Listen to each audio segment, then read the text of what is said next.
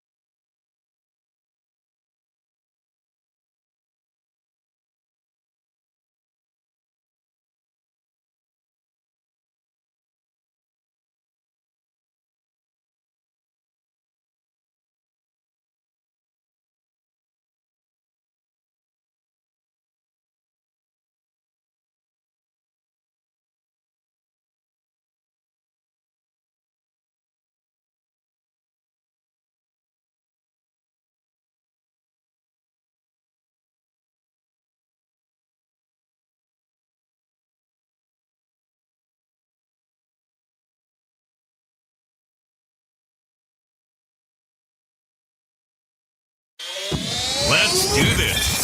It's the Real Jonathan Smith Show on Indie Sports Ticket, 1430 AM, 93.9 HD2, and always on the free Indie Sports Ticket app. What a night last night. Game 1 of the NBA Finals lived up completely. Game tied with 2 minutes and 16 seconds to go. And then Jalen Brunson did that thing where he's just like, I just think I'm going to score or get a good shot from my teammates every time down for the next 2 minutes. And then the Knicks, close the game on an 11-0 run as they win by double digits. They've won 12 playoff games in a row by 10 points or more. Pretty incredible. We will talk about that game at some point during the show. Welcome in to the Real Jonathan Smith Show here on Indy Sports Ticket. Thank you for tuning in. No matter how you're tuning in, YouTube, Indy Sports Ticket. If you want to head over there and subscribe, you can watch the show on X__Jonathan Smith to follow me there and watch the show there. You can listen on the Indy Sports Ticket app or 1430 a.m. We will get to the basketball. That's a promise. But we're in Indy, and I like talking Colts. So that's where we're going to start. Alec Pierce had ankle surgery in the offseason. And in normal Chris Ballard fashion, he decided to give a boatload of money to a player coming off of an injury. Now, according to Chris Ballard, this surgery was more of a preventive measure. I find that hard to believe. Sounds like you're patching a tire that hasn't blown flat yet. You know, you don't pull into the pit stop unless you smell rubber burning. You don't take a preventative measure if nothing is wrong. Also, anytime there's surgery, there's always some level of risk involved. Sometimes it's really small, sometimes it's really large. And I would like to know how Alec Pierce is going to look coming off of this surgery. We don't know yet. He's not participating in OTAs as he works his way back. Okay, he'll be ready to start practicing again in late July. Normally, given what we've seen from Alec Pierce, I would not be concerned by this. But with that being said, he's in a new role. You don't want to be, you don't want to be fixing the transmission on an important player right as the green flag drops. Okay, and again, he's entering a new role. He is significantly more important for the Colts this year. He's the number one wide receiver on this Colts team this year. That's kind of crazy when you go through the numbers last year. He was fourth in total targets last year. He was fourth in receptions, all these compared to other Colts pass catchers. Tyler Warren, Michael Pittman Jr., and Josh Downs all had more targets and receptions than Alec Pierce did last year. And that's normal given the role that Alec Pierce was asked to play in. That's obviously going to change this year. He just went from, being the opening act in downtown Indy to headlining Coachella. It's going to be him and Tyler Warren leading the way for the Colts this year in the passing game. And I would like to know how Alec Pierce looks running routes against Sauce Gardner and Shavarius Ward that aren't go routes, deep overs, or post routes. Up until now, Alec Pierce has been a one-trick pony, a luxury sports car that only knows how to drag race in a straight line. And this year, we're going to see how he performs when he's forced to navigate a tight autocross course, running the full route tree. Alec Pierce has never had a season with 50 receptions. That seems a little noteworthy.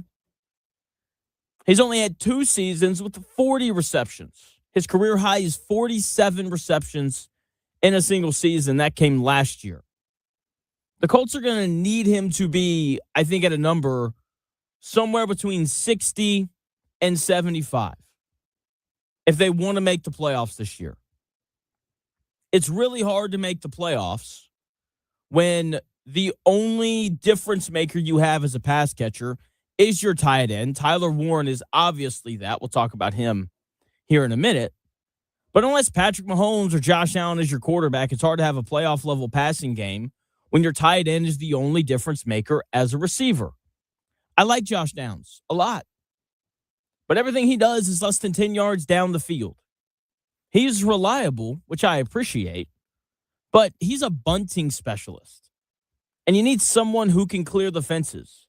You need an explosive element in your offense. Alec Pierce has been that. I think he's going to continue to be that because we know that he can do it. We've seen him do it for the last 2 years now. But Alec Pierce is also being asked to be a guy who can hit for average a little bit. He's now going to be asked to take on some of the load of being the reliable target on third downs because that's who Michael Pittman Jr. was. That's what the Colts are losing.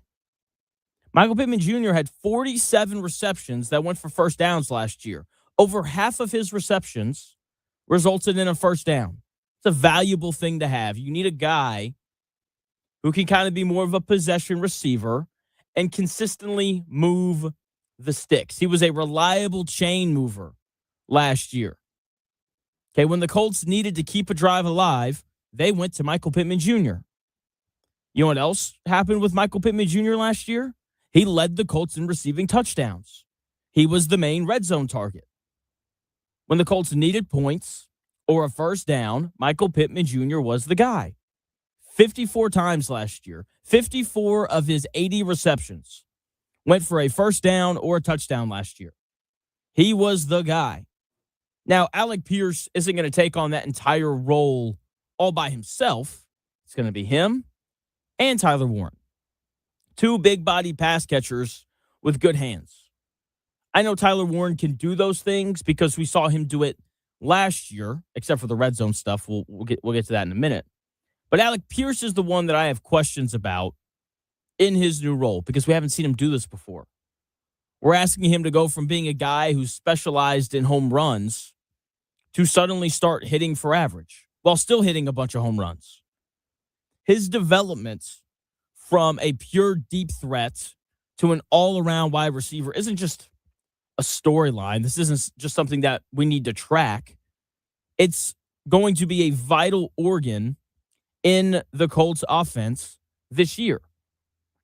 That's the reality of it.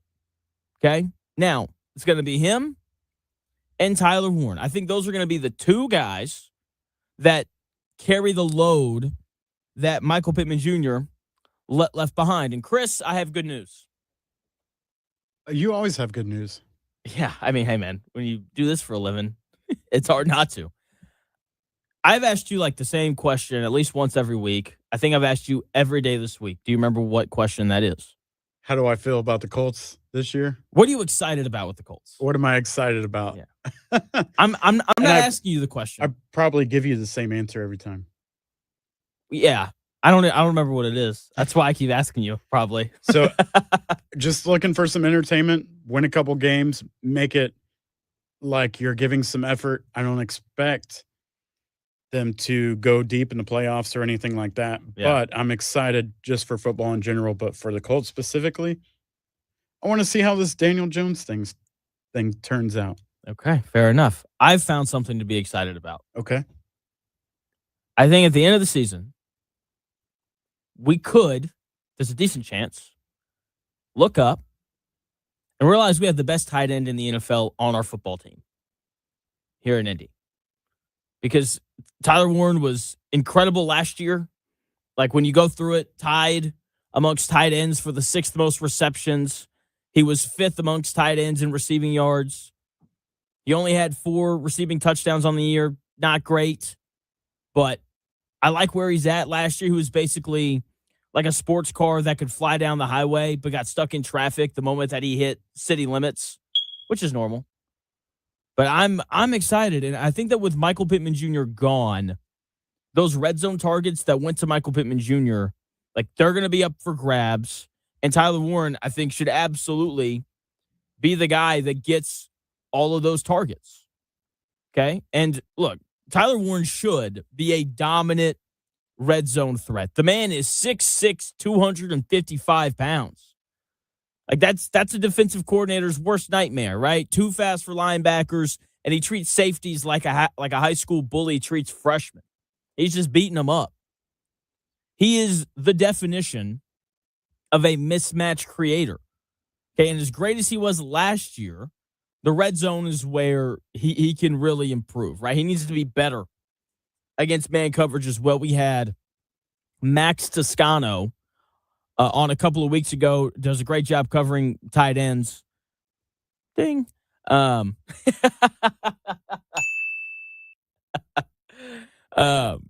He does a great job covering the Y position. There we go. He was on a couple weeks ago, and he talked a lot about how, Tyler Warren's success last year came against zone coverage, finding the holes in the zone, those kinds of things. But, he's got to be better against man coverage. Again, he was great at finding the soft spots in the defense. He was like a guy finding an empty couch at a crowded house party, Really hard to do. But there are some guys who just have a knack for finding a way to do that. So Tyler Warren's got to excel out of his breaks just a little bit quicker. Right now, he's rounding his routes off like a semi-truck taking a wide turn. I hate when they do it at roundabouts. I feel like they're going to hit me every time. Abolish roundabouts, please. But the carbon footprint, don't care. People are too dumb for roundabouts. That's another rant for another time. But compared to rounding off routes like a semi-truck, Tyler Warren needs to get closer to like sharp cuts, more like a sports car. I get it. Tough to cut like a sports car at 6'6", 255. But we can tighten it up a little bit. Here he is talking about the different areas of his game that he wants to improve at in year 2. I think for me, a big thing is the explosion out of my breaks, right? So getting in the break is one thing, but being able to accelerate out of it and still you create the space, but being able to hold that space if you are like running across the field or something like that, I think it's big. But really, when it comes down to all the little, fundamentals, I think is the biggest thing when you're playing in this league. Everyone's so good. You got to have everything you're doing, to a T and perfect. Tyler Warren right there talking about ways that he can improve in year 2. Exploding out of breaks was the only thing that he specifically named. Alec Pierce is the Colts' best receiver this year. But Tyler Warren is their best pass catcher. I think he's going to lead the Colts in receiving this year. I think he's going to lead them in receptions, in receiving yards, and in receiving touchdowns. I think he's going to be a monster just because his targets are going to go up with Michael Pittman Jr. no longer being here. Okay? He's that good. We all saw it last year. Dude's a stud. The only way that happens, though, is if he's better exploding out of his breaks against man coverage. That should lead to more touchdown receptions this year as well. In the red zone, windows are tight. They close faster than an elevator door when you see someone running for it. I don't know why that is. It's like the elevator knows, A little extra separation would go a long way for his touchdown numbers this year. Okay, it'd be nice to see him double it, pull a little Leatu Latu going from 4 sacks to 8.5 sacks. Let's see Tyler Warren go from 4 touchdowns to 8. I think that would be huge for the Indianapolis Colts. Look, they run the ball really well. So the majority of the red zone touchdowns are going to come from whoever's playing running back. I'm sure Daniel Jones will have a couple nice little QB sneaks or whatever. But I do think we're going to see an improvement from Tyler Warren in the red area. Lastly, Tyler Warren was a good blocker last year. But when you're bigger than the defensive ends that you're blocking, and Tyler Warren is, and you're bigger than some of the linebackers that you're blocking as well, I just expect a little more. Like, I don't think he's going to be Gronk in the run game. I mean, Gronk just bulldozed dudes. He was incredible. One of the best blocking tight ends ever. I don't expect that level of domination blocking from Tyler Warren. But it'd be nice to see the Colts occasionally make an effort to run the football behind him. I think it's going to be really important this year. Because when you look at the Colts and you look at their offensive line, there's experience and proven ability in every single spot except for one. Bernard Ryman, proven left tackle. Quentin Nelson needs no introduction. Just go downtown to the circle and you'll see people walking around in his jersey. Tanner Bortolini at center was really good last year. Matt Consalves, a right guard, was good last year. Jalen Travis is the one guy who doesn't have a ton of experience, and he's the projected starter at right tackle. Okay, we've never seen him as the starter. Now, he did hold his own in the snaps that he got last year. But if Tyler Warren can improve as a blocker, it'd be really nice to be able to put him alongside Travis just to give Jalen Travis a little extra help if he needs it. Because you know that the left side of that offensive line is solid. But having a guy like Warren who can maybe chip edges off the right side to help Jalen Travis, maybe it's, putting his hand in the dirt and just completely removing the edge, whatever's needed there. Because Jalen Travis is the one question I have on the offensive line. I think he's going to be good. With all the gripes about Chris Ballard, the one thing he has consistently done is find offensive line talent in the middle of the draft. So, got my eye on that. Want to see how Jalen Travis looks, and I want to see how Tyler Warren improved as a blocker, as well as how he does against man coverage. He's not the only second-year player that needs to be paid attention to. Playing cornerback in the NFL is tough, but one young Colt is about to transition from a lonely island into a crowded demolition derby. The coaches are going to rave about his potential, but there's a little snag in there that I think fans should be a little concerned about. I'll tell you who the player is that I'm referring to and why his position switch isn't going to be as smooth as some are expecting in 4 minutes.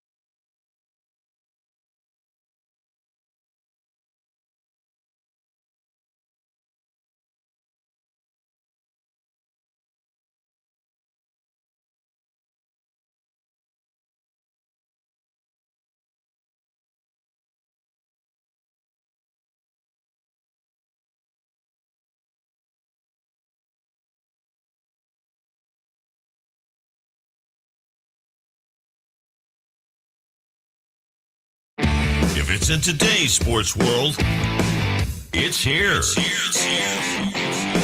The real Jonathan Smith Show on Indy Sports Ticket 1430 AM, 93.9 HD2, and always on the free Indy Sports Ticket app. The Indianapolis Colts have their OTAs going on right now in full swing. There's some guys not participating because they're injured. And there's some guys who are, participating in football activities for the first time in a while because they're coming off of injuries. One of those players is Justin Wally. It's just another young player that's going to be vital to the Colts' success this year. And part of why the Colts were so willing to release Kenny Moore is because they have Justin Wally. They loved him in training camp last year before he tore his ACL. And every day after practice last year during training camp and OTAs and those things, you heard a coach say something good about Justin Wally. Oh, he looks so good. And it's not like the Colts had bad wide receivers last year. He was covering good players. Welcome into the Real Jonathan Smith Show. Thanks for tuning in, no matter how you're tuning in. YouTube, X, the Indy Sports Ticket app, 14:30 a.m. Really, it's greatly, greatly appreciated. And the difference for Wally last year compared to this year, and my slight reason for concern, is he's playing a different position.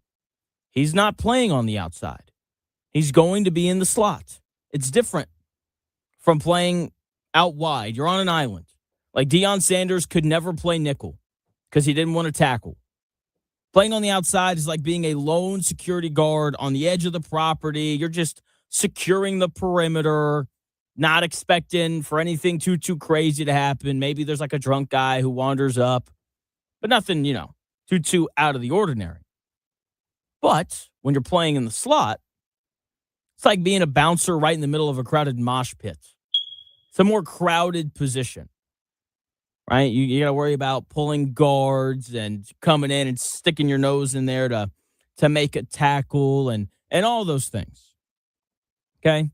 Outside, you don't really have to do that. Also, when you play in the slot, you're defending different types of receivers as well. Just look at Josh Downs, 5'8", 160 pounds. And then look at Alec Pierce, 6'3", 215. All that kind of stuff. One is a prototypical slot receiver, Josh Downs. The other is a prototypical wide receiver, Alec Pierce. Now, obviously, not every wide receiver looks like Alec Pierce, and not every slot receiver looks like Josh Downs. But you get my point. Okay, you're normally dealing with smaller and quicker receivers in the slot compared to the outside. That means that the type of routes that you're defending are different. I called my buddy Bryce last night. He played corner at Valpo, and I was just trying to understand, like what is the difference between playing on the outside versus playing in the slot? And he was like, well, if you're playing on the outside, he's like, you're tend to defend, deeper routes. You're worried about goes and posts. Whereas like when you're playing in the slot, like you're able to use leverage a little bit more, but it's also easier for receivers to run away from your leverage, and you're dealing with, shorter kind of quicker routes. So like on the outside, think of it as a drag race.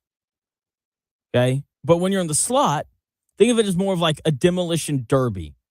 Lateral quickness is more important because you're defending whip routes and drags and quick slants. And I'm interested to hear how Justin Wally deals with that, because we didn't see him actually play last year. Like we didn't see him play outside corner. We didn't see him play slot corner because he tore his ACL in the middle of training camp in Baltimore when they had the joint practice with the Ravens. Okay, that's the concern that I have about moving off of Kenny Moore. I know they like Justin Wally, but we've never seen him lace up on Sundays. Speaking of Kenny Moore, he's still a free agent, by the way. So everyone who was like, Chris Ballard didn't get enough for Kenny Moore, all that kind of stuff. Just, little reminder for you. Kenny Moore is still available. Nobody wanted that man. Just, another Colts player that we loved and valued here in Indy that no other team in the NFL, not even the Arizona Cardinals, who were terrible, have been like, who we'd like to have? Kenny Moore. Nope, not even them. So Anyway, back to, good old Justin Wally here.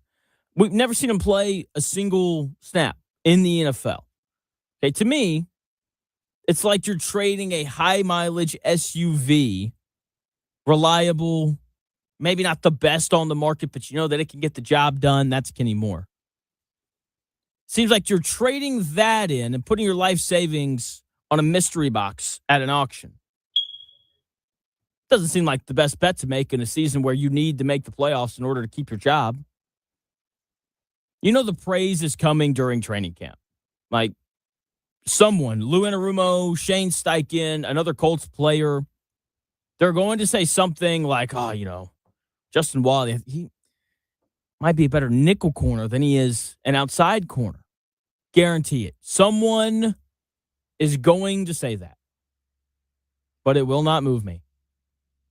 Let me see him do it on Sundays before we get all excited. Let's see him do it in a preseason game before we get all excited. We didn't even see him do that last year. Can we see him do anything productive before we're just like, yeah, this guy's awesome? That's, my only consideration here. Otter Creek chiming in with a question. Will the degraded defense giving up more points cause the Colts to have to abandon the run game more often? I actually think that the Colts defense is going to be better just because the secondary is so much better. Like looking at them last year, like when you're running Jonathan Edwards out there to play corner and you're relying on Zaire Franklin to be your best linebacker. Not great. I think that the back seven for the Colts this year is going to be much better than it was last year. The question is going to be the front four. I talked quite a bit about Leatu Latu yesterday and how his development is so vital.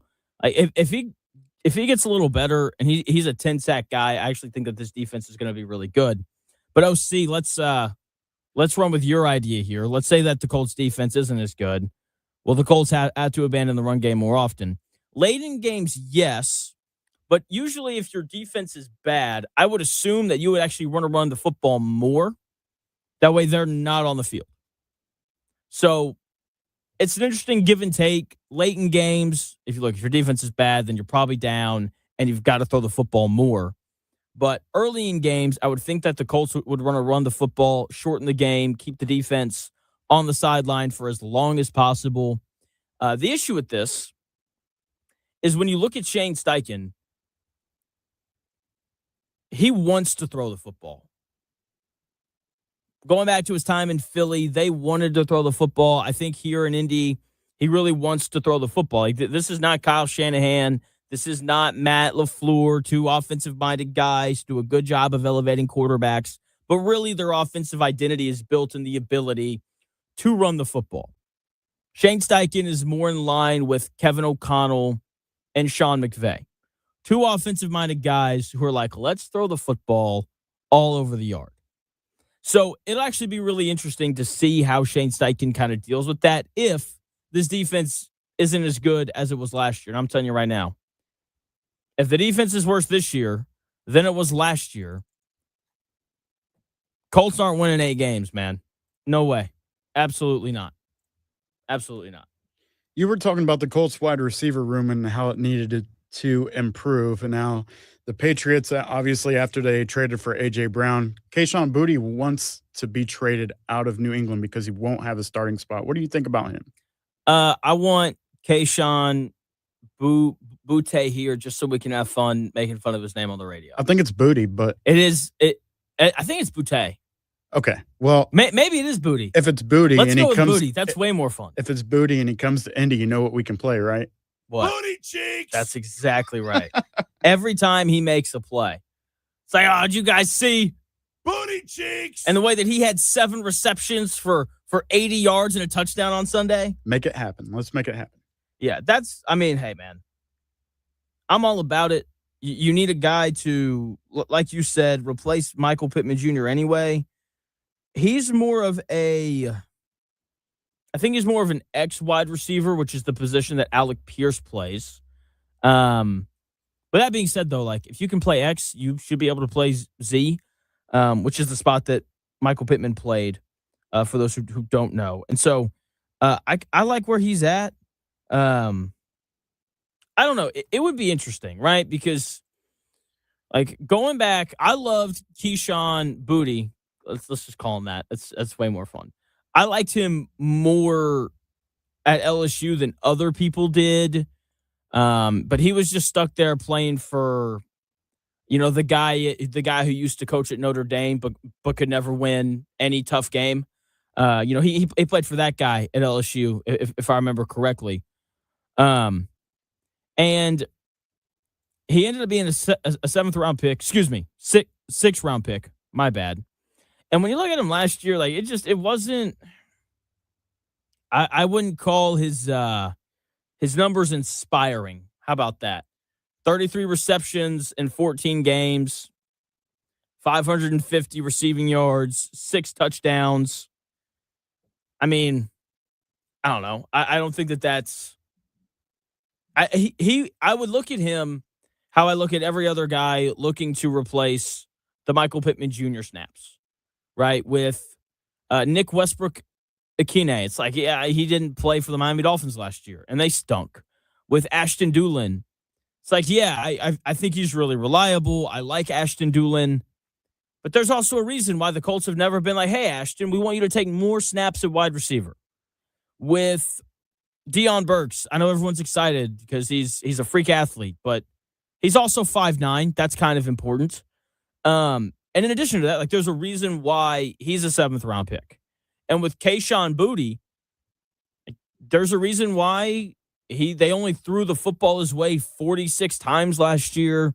There's a reason why he was a 6th round pick. He's 24, so like there's room for him to improve and get better. But ultimately, I think teams tell you how they feel about players based on what they do. Like, that the Colts like Jonathan Taylor because they've given him the football 1,738 times since he got drafted. Like, it's like, yeah, they like him. Like, that the Colts have questions about Daniel Jones because they signed him to a 2-year deal as opposed to a 4-year one. And you can tell that the Patriots weren't in love with Booty because on a team that didn't have very many good wide receivers, they didn't throw him the football very often. So I would just have questions about it.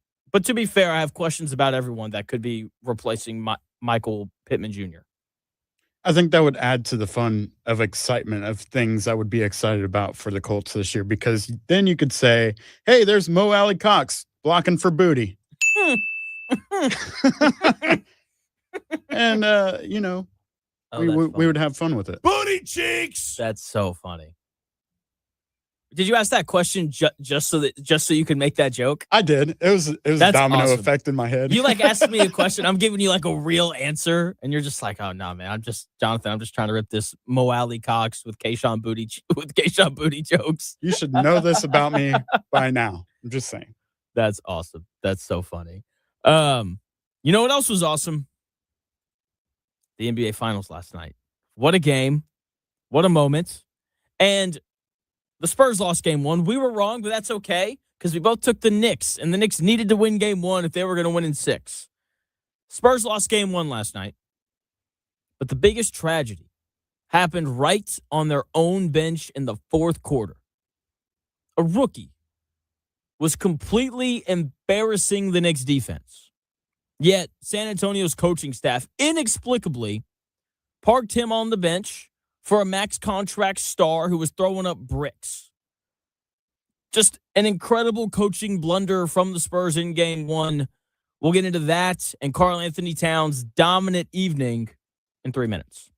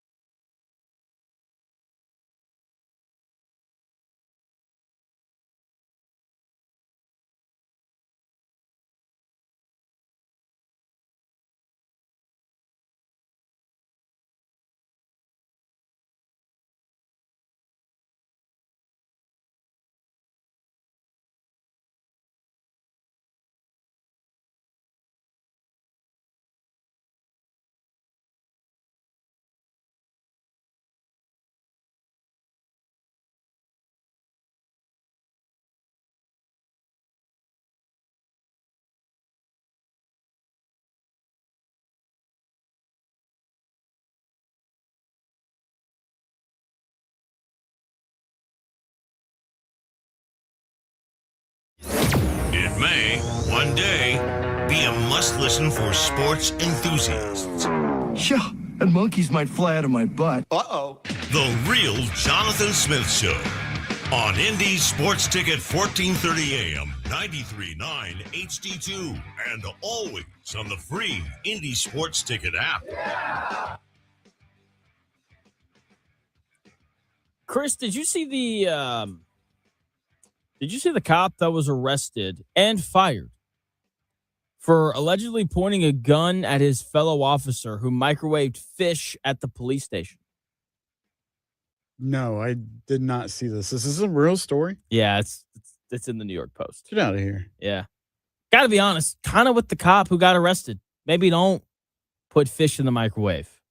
Yeah, bad idea. Let's be courteous, Welcome into the Real Jonathan Smith Show here on Indy's Sports Ticket. You can watch the show on YouTube or X. You can listen on the Indy Sports Ticket app or 1430 AM. We don't talk about microwaving fish very often on the show. We'll get into it if we need to. But with that being said, we talk a lot of hoops because basketball is just a beautiful game, and this is Indiana, and it's just different here. What a game one of the NBA Finals. It lived up to the hype in every way. The game was tied going into the fourth quarter, and it was tied with 2 minutes and 16 seconds left in the game. What more can you ask for in any game, let alone an NBA Finals game? It was back and forth, and this is going to be a great series. The Knicks have now won 12 straight playoff games by double digits, longest streak ever. They're playing incredible right now. Yes, you heard that correctly. The game was tied with 2 minutes and 16 seconds to go, and the Knicks won by double digits. It was tied 94-94 when Wemby hit a free throw to tie the game. He then hit his next free throw, so it was 95-94 with 2 minutes and 16 seconds left to go. That means the Knicks closed the game on an 11-0 run. They won 105-95. If every game of this series is close down the stretch, I'll take the Knicks every time. Jalen Brunson down the stretch of games has been incredible, not only in these playoffs, but just throughout his entire playoff career. Like, you can go back to his time in Dallas. You can watch his series against the Utah Jazz where Luka Doncic didn't play a second. He was incredible. He's just an amazing basketball player. Okay, everyone loves Victor Wembanyama, and he's a great player. But he's 22 years old, and he is not fully developed. He's nowhere near as polished of an offensive player as Jalen Brunson. Wemby had a little pop in the fourth quarter. He hit a three. He had an and one at the rim. But when he got the ball at the elbow or was asked to create his own shot throughout the entire course of the game, it did not go well. He looks like a baby deer out there trying to get its legs. He's got to be better at creating offense for himself and his teammates. Jalen Brunson is significantly better at that than Victor Wembanyama is, and that's how you win games late in the playoffs. Your star has to get himself or his teammates good shots. Jalen Brunson did that. Victor Wembanyama did not. Instead, Victor Wembanyama was shooting threes off the side of the backboard. That's not hyperbolic either. That actually happened. Or he was turning the basketball over. That was the difference in the game down the stretch. Neither one of them played well. But Jalen Brunson closed that game much better than Wemby did. 13 points in the fourth quarter. Jalen Brunson hit the three to give them a 2-point lead, 97-95. He then hit an insane jumper where he pump fakes. Devin Vassell jumps. Jalen Brunson gets fouled by Devin Vassell, not called, and he makes it anyway.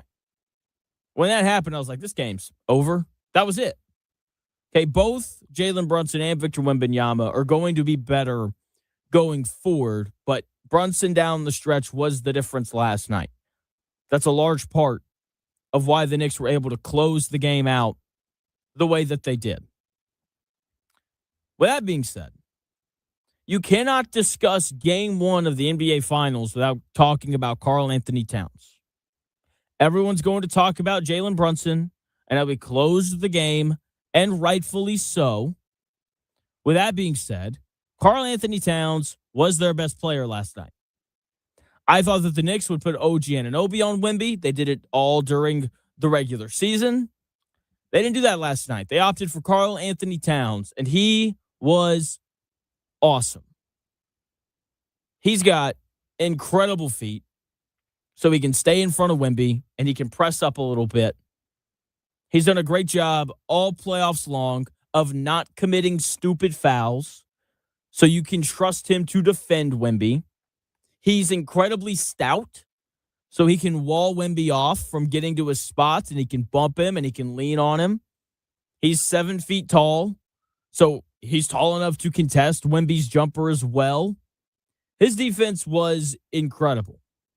Defensively, Karl Anthony Towns was a brick wall with wheels last night. He had the strength to keep Wemby from backing him down and from kind of bulldozing his way to the rim. But he also had the agility to shadow him and stay in front of him and to navigate screens because they were running Wemby off pin downs and things last night. And also, very importantly, he rebounded really well. That's something that the bigs for the Knicks do consistently. Like, you can just go ahead and pencil Karl Anthony Towns to have double-digit rebounds every game. You can just go ahead and, you can go ahead and book it. Like, when Mitchell Robinson checks in, like, he's going to rebound incredibly well, right? And that's something that kind of keeps Wemby from finding his rhythm. Because, look, the easiest way to find your rhythm is to get a dunk, layup, or make a free throw. And Wemby, whenever things weren't going well for him against Oklahoma City, he would find a way to grab an offensive rebound, and then he'd have a nice little, put-back dunk, and that would be it. Big time there. From the Knicks keeping him off the glass, Karl Anthony Towns had 12 rebounds. Mitchell Robinson in 13 minutes had 6 rebounds. Josh Hart had 15 rebounds. I love Josh Hart. 15 rebounds, 6 assists, 0 turnovers, 4 steals, and a block. He only scored 3 points, but he was incredibly impactful. And you need to have guys like that on your team in order to have a chance to beat a team like the the Knicks, like the San Antonio Spurs. Okay, back to Wemby, who struggled offensively last night. If you were to just look at his points and rebounds and blocks, you'd be like, Wemby was pretty good, right? 26 points, 12 rebounds, 3 blocks. But this is why you have to watch the games. Because if you watch the game, then you know that Victor Wembanyama sucked last night. No other way to put it. He wasn't good. 26 points, but he was 6 of 21 from the field.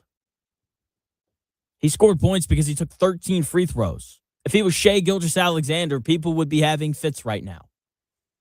He was only 2 of 9 from 3. He turned the ball over 6 times. He did have 12 rebounds, which is good. He did play great defensively, but he was horrific on offense. He had no rhythm, and every time he drove to the basket, I thought he was going to turn the ball over. When you're 7'4" and you try to dribble, there's a lot of time from the time that the ball leaves your hand, bounces on the ground, and then bounces back up 6 feet. A lot of time for someone to reach in and grab the basketball. And the Knicks did a great job of digging at the ball when he drove, and they got multiple strips and steals because of that. And this is an area of Wemby's game where he has to get better. He's not a good passer. When he gets going to the rim, he is like a freight train where the steering wheel broke. And do trains even have steering wheels? I don't know how that works. But he's like a freight train without a steering wheel and no brakes. He's built to go full steam ahead, which is fine. But You have to be able to throw on the brakes or make good passes when the defense comes to help. And Victor Wembanyama doesn't make sharp, accurate passes on the move. When he gets going to the rim, he's not stopping, and he's a bad passer on the move. It was great defense from New York when he drove to the rim. They dug in, they tried to make him a passer when he drove, and he very simply could not do it against Karl Anthony Towns. Mitchell Robinson's size bothered Wemby as well. I thought both Robinson and Karl Anthony Towns did a good job leaning on Wemby over the course of the game. He and the rest of the Spurs looked a little gassed in the fourth quarter. I think that's a combination of a long Western Conference Finals, the pace of the game, and the physicality that the Spurs like to play with. Okay, in addition to that, something that I thought that the Thunder did a poor job of against San Antonio, they didn't really make Wemby move very often on defense. Wemby could just stand at the rim and 2-9. For those who don't know what that means, obviously there's defensive 3 seconds in the NBA. And so 2-9ing is basically at 2.9 seconds, you step out of the lane and then step back in. Okay. So Wemby was just kind of able to hang out around the rim and play safety. He couldn't do that last night because he had to defend Karl Anthony Towns. And they made Wemby defend every ball screen. And so he's having to, so the Spurs would theoretically score. Didn't happen very often, but let's say that it did. They would theoretically score. Wemby sprints down the floor, stands in front of the rim. Karl Anthony Towns, meets him at the rim, sprints up with Wemby chasing him. He sets a screen, and now Wemby's either dealing with Jalen Brunson or he's having to rotate back to Karl Anthony Towns. That's not super tiring, but when you do it over and over and over again for 38 minutes, when you're accustomed to only playing 28 minutes, because that's how many minutes he played on average during the regular season. That's how many minutes he played on average in round 1 against Portland. That's how many minutes he played on average in round 2 against the Nuggets. All of a sudden, you're playing more minutes where you're having to move even more than normal. Oh, and the game is more physical. That wears on you when you're 7'4", 120 pounds. He probably weighs a little bit more than that, but you get the picture that I'm painting. So offensively, Karl Anthony Towns is a tough matchup for Wemby because he pulls him out to the perimeter. I was honestly surprised that they put Wemby on Cat for that reason. I'm guessing that their thought process was they didn't really have anyone else to guard Cat, because if you put Stephon Castle on him, which is what they did in the regular season, then Karl Anthony Towns can post up. He can shoot over him. It's a tough guard for Stephon Castle as well. But at the same time, if you put Wemby on Josh Hart or a non-shooter, he can help on Cat when he posts up or drives. So I'm interested to see if the Spurs switch that matchup in Game 2. Either way, in Game 1, Cat blew by Wemby on multiple occasions. He attacked Wemby more in Game 1 than Chet Holmgren did in all 7 games of the Western Conference Finals combined. Wemby wants to hang out at the rim and play safety. He wants to patrol the paint like he's Ed Reed, waiting to intercept anything in the air. But Towns' ability to play on the perimeter dragged Wemby not only away from the rim, but out of his comfort zone. Wemby is capable of defending on the perimeter, but that's not where he impacts and changes the game the most. He wants to be at the rim, blocking everything. Also, Karl Anthony Towns did not have a great offensive game. He was only 7 of 15 from the floor. He only took 2 threes. This is a guy who can really shoot it. He missed both, by the way. That's going to change as well because he's an excellent shooter. Charles Barkley laid it out very well after the game. He said basketball is about matchups, and the Spurs don't have a good matchup for Karl Anthony Towns defensively. And I thought that you saw that last night between his scoring in the third quarter, his defense on Wemby, his rebounding. He was the most impactful player for the Knicks last night. So Karl Anthony Towns was clearly the most impressive player on the floor last night for the New York Knicks. The second most impressive player on the floor last night played for the San Antonio Spurs. He's a kid. But for some reason, despite leading the Spurs in scoring through the first 3 quarters, he did not close the game. And, look, NBA head coaches are all smarter than I'll ever be when it comes to basketball. But I am a believer that you need to ride the hot hand, and the San Antonio Spurs did not do that last night. I think it's a large part of why they didn't score in the final 2 minutes and 16 seconds. I'll tell you who the player is that the Spurs should have played last night and why I think we'll see a switch in the series going forward. But first, we got to give it to Chris with your sports update. Thanks, Jonathan. Here's a few stories that are trending this hour. Anthony Richardson is taking secondary reps during OTAs while Riley Leonard and Easton Stick are actively alternating backups. Snaps. The Colts say they are real optimistic about Daniel Jones starting week 1 when season starts in September. The Fever are back home tonight to host the Atlanta Dream. That tips off at 7 p.m. That'll stream also nationwide on Amazon Prime if you don't feel like going down to Cambridge tonight. The Danhausen curse lives on as the Knicks took game 1. You are cursed. San Antonio last night falling to the Knicks. Jalen Brunson finished with 30 points despite leaving with a temporary injury in the first half. Game 2 tomorrow night at 8:30. And the Vegas Golden Knights hold a 1-0 series lead over to the Carolina Hurricanes in the Stanley Cup Finals. Game 2 is tonight at 8 on ABC. That's what's trending this hour. More of The Real Jonathan Smith Show after the break on Indy Sports Ticket 1430.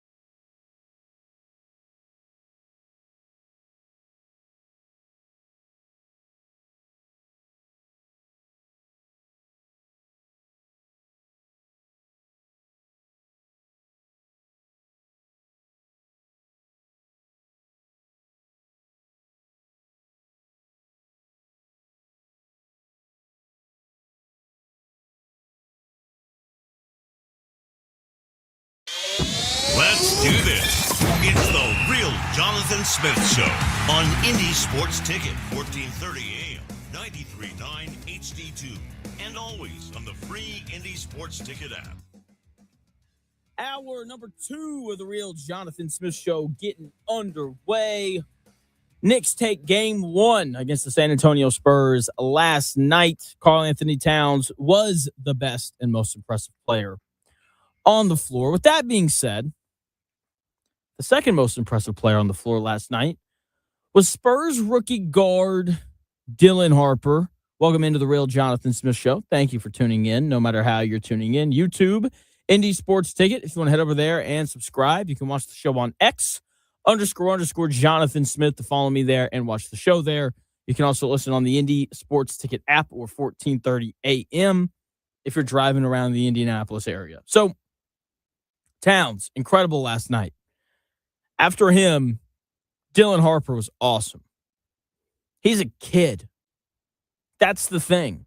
And I say that, and some of you listening are like, Jonathan, you're 26. What do you mean he's a kid? You're a kid. I'm 6 years older than Dylan Harper. That dude's a kid. He's a rookie. And last night, he checked in the first quarter and just immediately started scoring 12 points on 4 or 5 shooting in the first half. He was the Spurs' best offensive player in the first half. Champagny led them in scoring. But that's just because he got hot, hit 5 of 6 from 3. The Knicks had no answer for Dylan Harper. His calmness was so impressive. He's a rookie in the NBA Finals. And he looked like he was just playing pickup at the park on a Tuesday afternoon. Little cool breeze coming in. Yeah, just, no big deal. Just playing in front of, 20,000 screaming fans against the New York Knicks on, in the biggest game of my life. Unbelievable. I don't know why he didn't close the game. I try not to critique coaches because they're all significantly smarter than me. But he was their best guard last night. De'Aaron Fox is a 28-year-old max contract player. With that being said, given his ankle injury that he's been playing through, he has been the Spurs' third best guard in these playoffs behind Stephon Castle and Dylan Harper. Dylan Harper was better than Fox last night on both ends of the floor. De'Aaron Fox was 3 of 13 shooting last night. He scored 7 points. Dylan Harper had 16 points on 6 of 10 shooting. He was the only Spur who shot better than 50% from the floor. I can't believe he wasn't on the floor to close the game last night. He didn't play in the final 4 minutes when the Spurs could get anything going offensively. Leaving Dylan Harper on the bench was the equivalent of keeping a high-performance sports car parked in the garage during a street race while your everyday sedan down the track. Not great. Probably not going to win that way. And guess what? The Spurs didn't. That's a change the Spurs have to make going forward. They clearly like De'Aaron Fox. They should like De'Aaron Fox. He's a good player. But they have to play the hot hand going forward in these games. Every game of the NBA Finals is crucial. It's vital. Shaquille O'Neal called game 1 a feel-out game last night, and my wife, who listened, not a feel-out game. And I was like, good job, Amelia. I'm glad that you listen to my show occasionally. But yeah, I get that you're trying to learn who can and can't play in the series and what adjustments you need to make. But when it's tied with 2 minutes and 16 seconds to go and De'Aaron Fox is sucking it up, maybe make a change there. I don't know. Speaking of changes, there are changes coming to college athletics. I really hope. Nick Saban was in Washington yesterday. They're trying to pass this bill to help create some order and some structure within college athletics. And Nick Saban spoke to Congress yesterday to try and get some structure in place, not only for college football, but for the rest of the college sports. And one of the things that he brought up was how conferences need to be regional. I like the conference expansion. Like it's cool knowing that USC is going to play Ohio State every few years, and it's cool that Texas and Alabama get to play. You know, we've got more big brands in the same conference, and so conference games are a little more fun, all that kind of stuff. That being said, Coach Saban is correct. USC doesn't need to be going to Rutgers for a conference game every year. It's like driving across 3 state lines to buy a gallon of milk when there's a grocery store at the end of your block. And here's the thing. When Coach Saban says that, it's not about football. I feel like this should be common sense. It's not about football. USC, their football program, their football budget, they can afford to fly from LA to Rutgers and then back, and then LA to Michigan State, Lansing, and back, and then LA to Bloomington and back. They can afford to do that.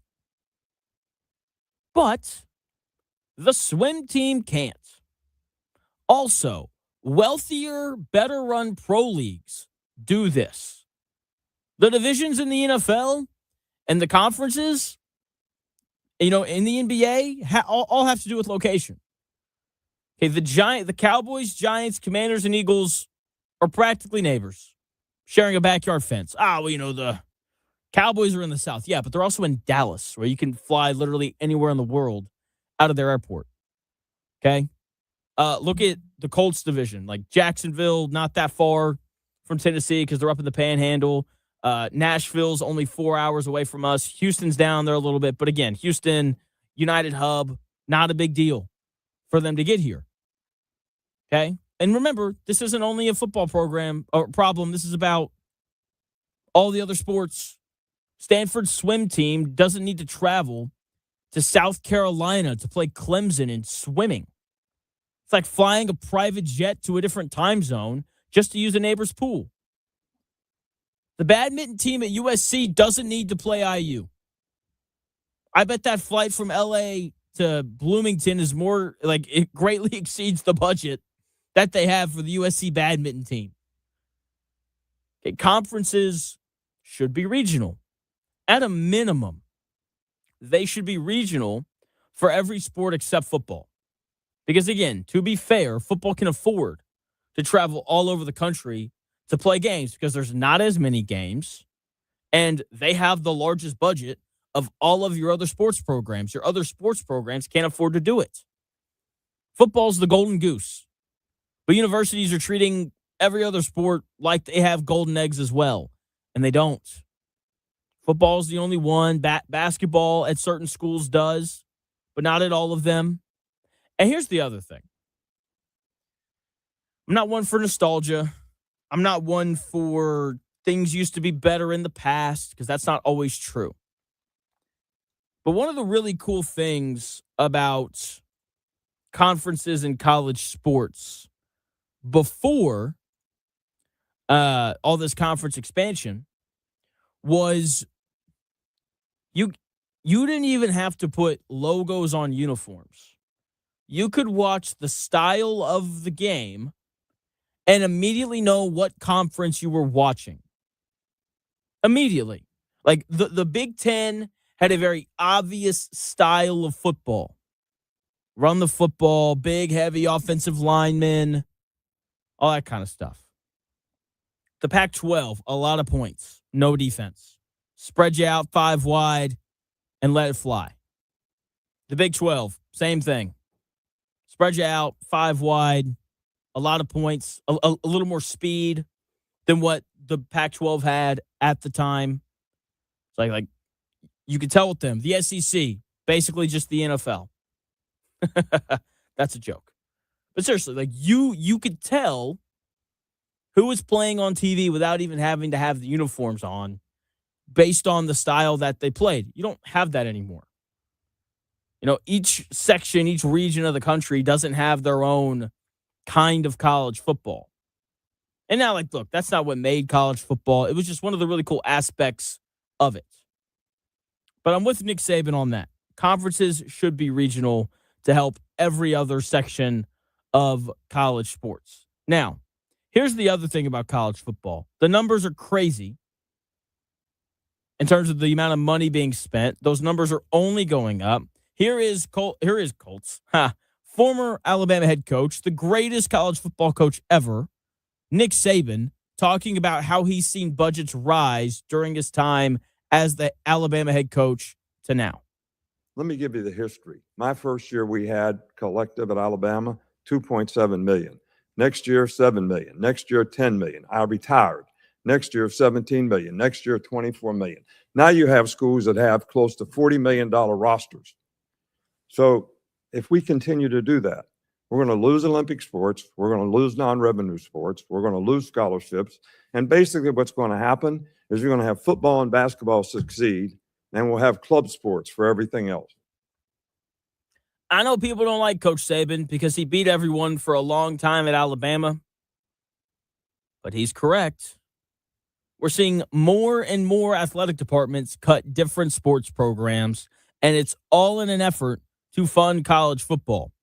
By the way, Chris, Amelia said that you missed the sports car analogy, so she's saying that you need to pick it up a little bit. Sorry, I was trying to change the battery. Oh, okay. Thanks. We should be okay now. Thanks, man.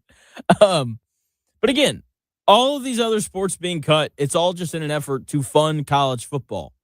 Okay, it's like a family burning their own furniture to keep the living room fireplace going.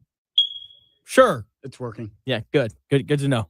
It's like, sure, you're warm for now, but soon you're not going to have a house left. It's not sustainable. And it's going to lead to the end of a lot of other college sports if college football doesn't find some way to put a cap on this. $40 million for a football roster isn't sustainable. And that's not a made-up number. Kenny Dillingham, head coach at Arizona State, talked about $40 million rosters a few weeks ago. Kirby Smart talked about this a little bit as well during SEC meetings. He talked about how college football has the potential to end every other college sport. All three of these guys are correct. College football is becoming an invasive species in the athletic department ecosystem. It's eating all the food and starving out everything else. The spending is not sustainable, and it's going to ruin all the other college sports. I've seen a lot of the responses to this.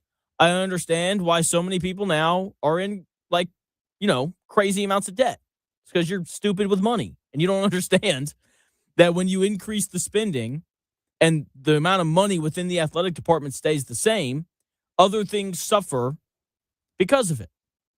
Okay, I've seen several former players respond to this clip. I've seen a lot of fans respond to the clip.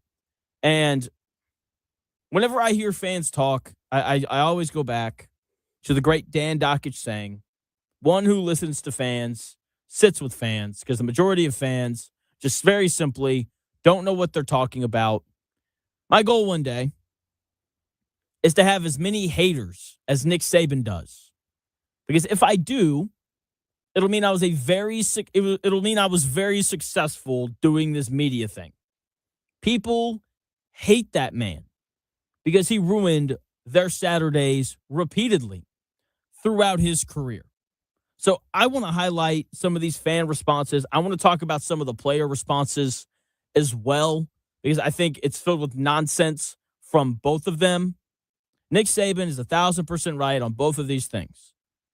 They've got to find a way to spread the money out a little more evenly so that all the other collegiate sports programs can survive. And they need to bring conferences back to their regions. My thoughts on, why Nick Saban is right on the spending in 3 minutes.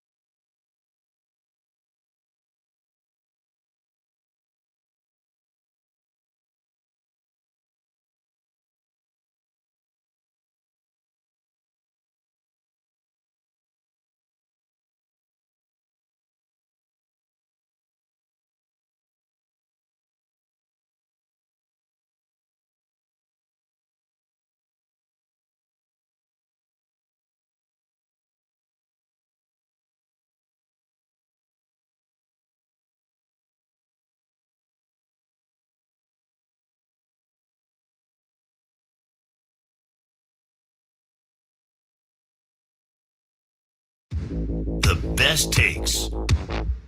Maybe. The Real Jonathan Smith Show on Indy Sports Ticket 1430 AM, 93.9 HD2, and always on the free Indy Sports Ticket app. Nick Saban went down to Washington yesterday to talk about this new bill that they're trying to pass that'll put some structure in place for college sports and for college football. Welcome into the Real Jonathan Smith Show here on Indy Sports Ticket. Thanks for tuning in. No matter how you're tuning in, YouTube, X, the Indy Sports Ticket app, 1430 AM. No matter how you're listening, it's greatly appreciated. So Nick Saban goes down, says all these things, says that spending's out of control and all that kind of stuff, right? And everyone's all up in arms about it. Everything that he said was true. Spending's getting out of hand. $40 million rosters is crazy. And then everyone responds like Nick Saban's still coaching. You're just upset because you cheated and you can't cheat anymore.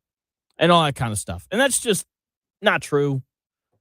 Nick Saban didn't pay players before it was legal. He coached thousands of football players. I think someone would have said something by now if they were paying dudes under the table. He was just better than everybody else. If he paid players, then that must mean that Urban Meyer paid players at Ohio State and Florida. Bear Bryant and Jimmy Johnson must have paid players as well. Lou Holtz must have paid players at Notre Dame. I guess every coach that had success before NIL must have been cheating because that's apparently the only way anyone ever won anything. Because remember, there were guys when Nick Saban was at Alabama that he would offer scholarships to, and they would say, you know what, Nick, thanks for the offer, but I'm good. I know someone who got recruited by Nick Saban at Alabama. No money ever even mentioned. Every fan accusing Nick Saban of cheating just sounds like a toddler playing Monopoly. Like the moment they start losing, they start screaming and crying about how the banker's stealing money. Grow up. Just go ahead and admit that he was better than whoever coached your favorite team at the time. Because that's just the reality of it. Like he was just the greatest college football coach ever. Okay, so fans, stop. Nick Saban's right on this. Also, yes, Nick Saban, very competitive guy, very competitive person. He hasn't coached college football in 3 years. And with the way that the transfer portal works, it's not like he's got guys that he recruited still playing at Alabama. That's not what's happening. I promise. Does he want Alabama to win? I'm sure he does because he lives there and he coached there. But he is nowhere near as emotionally invested now as he was when he was actually the head coach. Okay? And I do think he's someone that genuinely cares about college football. And I do think he's someone that genuinely cares about the athletes, because when you listen to guys that played for Nick Saban and then moved on, they talk about how great Coach Saban was to them. Okay, so I do think that he's a guy with his heart in the right place. Now, to the players, talking about coaches' salaries, former players. Let me throw that in there. The best coaches in the sport are underpaid. Nick Saban was once making twice as much money annually as the second highest paid coach in college football. Guess what? Nick Saban was underpaid that year. It wasn't enough for how much money he brought into Alabama. Coach Cignetti, on average, is making $13.2 million a year at IU. Guess what? Coach Cignetti's underpaid when you look at how much money he is generating for Indiana. Coaches, the faces of the program of wherever they're at, and they're the face because they're there for the long haul, unlike the players, are not compensated enough. The good ones, at least. Okay, I'm seeing all this stuff on how college football players are finally making their fair share. Oh, I didn't realize a backup defensive end that's going to play 15 snaps a game on a team that's going to go 7-5 was worth seven figures. Didn't realize that. A guy who's going to generate no money for the schools worth seven figures? Really?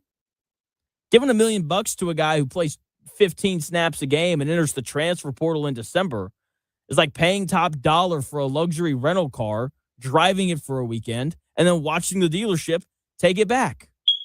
Pretty insane. And to Nick Saban's point, that number is only going up.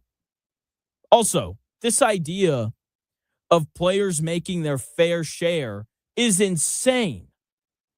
NFL players don't make their fair share when it comes to value. Tom Brady was underpaid. Peyton Manning was underpaid. Patrick Mahomes was underpaid. Troy Polamalu was underpaid. Ray Lewis was underpaid. And the rest of the great players who have played in the NFL were never fairly compensated. Randy Moss, the year that he played in New England and they went undefeated in the regular season. Do you know how much money he was guaranteed that year? $4 million. That's it. Wouldn't say he was fairly compensated that season. He ended up making $9 million because he hit all of his bonuses. But that's the case in every sport. The best players are always underpaid. When Wemby's eligible for his extension, he'll get the max. And guess what? He'll still be underpaid, even though he's making 30% of whatever the salary cap will be at that point. In entertainment, the superstar acts like the tent pole that holds up the entire circus. The best players are always underpaid because there's a salary cap. Guess what? This is true in the corporate workplace as well. The best banker in the world's underpaid. The world's best chef, underpaid. Stephen A. Smith at ESPN is underpaid when you look at the raw revenue and digital engagement that he creates for them. And guess what? It's a good thing. Okay? It keeps things competitive when there's some sort of cap or even budget between companies in place. From that sense, it's good that the best athletes in pro sports are underpaid. Why should college football be any different? It's on the verge of not really being a thing anymore if things continue to go this way. Pay the players, but introduce a salary cap. That's all that needs to happen. And hold players accountable to whatever contract they sign. It'll allow universities to keep their other sports programs so they don't have to sacrifice them for football. That's the thing with college athletics. They're in charge of over 100 sports on all these major Division I college campuses, not just football. And if the NCAA isn't careful, college football is going to be the only thing left standing here at some point. Nick Saban also had this to say about the current state of college football. It's become an arm race. Who spends the most has got the best chance to win. But I think it's a race to the bottom because if you don't spend to win, you lose your fan base and you don't have any revenue. Coach Saban right there talking about college football. But you can apply that to every popular college sport. You have to spend money because if you don't, then you're telling your fan base that you don't care. An athletic department trying to save money on NIL is like a restaurant trying to save money by not buying food. Pretty soon, nobody's showing up to eat. Once they leave, then you're screwed because you can't make money anymore. And look, maybe that's the reason why this whole thing is sustainable. But at some point, you run out of money. At some point, these billionaires that are funding this, whether it's the guy at Texas Tech, whether it's the people at IU, whoever it is, at some point they look at them and they say, you know what? I can take these $10 million and put it towards something that actually has some sort of return on investment. And Nick Saban said this as well. The teams that spend the most money dominate the sport. That's incredibly true. Ohio State, Oregon, Indiana, Texas, Texas A&M, Miami, Texas Tech, Georgia. They all spend a ton of money. And they're at the top of the sport every single year. All of those schools have two things in common. They have good coaches, and they all have big budgets. It's slowly turning into Major League Baseball. That is what college football is going to become. The Dodgers are always good because they spend more money than anybody else. It's the reality of it. Now, they don't always win the World Series because there are other teams out there that spend a lot of money. But in addition to that, there's a lot of variability in baseball. right? There's a lot of, I don't want to call it luck, but the way that baseball is played, the way that it's designed, the Rays can be really good every year. It's not the way that football is. Okay, sure, occasionally teams are going to pay the wrong guy. But most of the time, if my offensive tackle's worth $5 million and your offensive tackle is only worth $1 million, my offensive tackle is probably a lot better than yours. It's just the reality of the sport and the way that football is played and the way that it's designed. Okay, it's just the way that it is. So I think Coach Saban is 1,000% correct. There needs to be some kind of thing where they just level the playing field a little bit, and at the same time, there needs to be some sort of way to make sure that there's spending available for other college sports. Because I love the NCAA tournament. A large part of why the NCAA tournament's awesome is because of these mid-major schools. Do you know how mid-major schools pay for their basketball program? Through football. That's what they do. They do it through football. The College World Series is absolute cinema every single year. No way around. It's an incredible sporting event. Do you know how college baseball programs get paid for? The football program. The Women's College World Series going on right now. I believe it's Texas and Texas Tech, if I can remember correctly. Do you know how that gets paid for? Maybe it's Tennessee. I don't remember. Either way, one way or the other, you have to have college football present to pay for everything else. And I understand that because it generates the most money should be afforded to it. That makes sense to me. But the other college sports programs are important as well. And something needs to be done to make sure that those don't get sacrificed for everything else. We got Caller Jonathan. What's up, Caller Jonathan? How are you? How are you doing, Jonathan? I'm doing fantastic, man. Thanks for calling in. What's going on? I am actually optimistic about the Colts, and I think we can win the division this year. Why not? You look at our division, for the last decade, we haven't had a single Super Bowl contender in it. Do you think the Bills and the Chiefs are afraid of any time they play the Texans or Jacksonville in the playoffs? No. So why can't the Colts win 10 or 11 games? And if Houston was so good, they barely beat us last year. Even my friend who's a big Texans fan agreed that kick was no good. And even people that don't hate on the refs were hating on the refs after that game. And then if Pierce doesn't get kicked out that final game, the Colts might win that. I don't think the Texans are that good. I don't think Jacksonville's that good. Why can't the Colts win 10 or 11 games and win the division? When you put it that way, Jonathan, it's a fair argument. I think Houston got better this year on both sides of the football. Loved their second round pick, the big nose guard out of Ohio State. I think we're going to see a real shift from Houston. I think they're going to be less C.J. Stroud dependent, which I think will lead to them being better, going out and bringing in David Montgomery. I thought was a good move. And my thing with the Colts, I don't think that they have the pass rush to close games.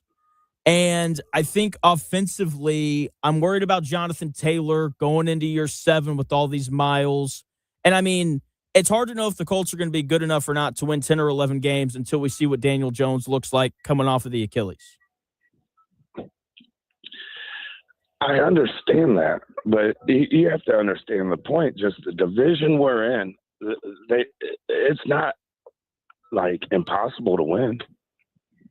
You know, you might even make a case for the Titans to win that division if they improve enough. It's just not that good of a division. We're not going up against world beaters, and we should be able to at least win 3 to 4 or 5 games in that division out of the ones we play. With the other schedule, I have expectations for this team, and I feel if they don't win the division, let's just clear house with everyone. Even get rid of Lou, the defensive coordinator, head coach, and just start over after this season. I'm with you on that. I think total. Go ahead. Sorry. Go ahead. I'm total playoffs or bust this year. That's how I am as well, especially for this regime. I'm with you on if they don't win the division, if they don't make the playoffs, go ahead and clear house. I think the Titans winning the division's a bridge too far. I would also want to point and look at like the Colts are capable of beating Houston and Jacksonville, but the reality of it is like they just don't. Like when you look at the last 3 years under Shane Steichen, like they usually go 2-4 in in the division. So this regime or this new head coach has proven an inability to beat these teams. And I do think I am with you on Jacksonville. I have more questions about them, but I do think that with Houston, like no matter what you think of them offensively, I think everyone expects for that defense to be really good. That's something that they're going to be able to really hang their hat on. What is going to be the thing for the Colts this year where it's like no matter who they play, I expect for them to do this thing well?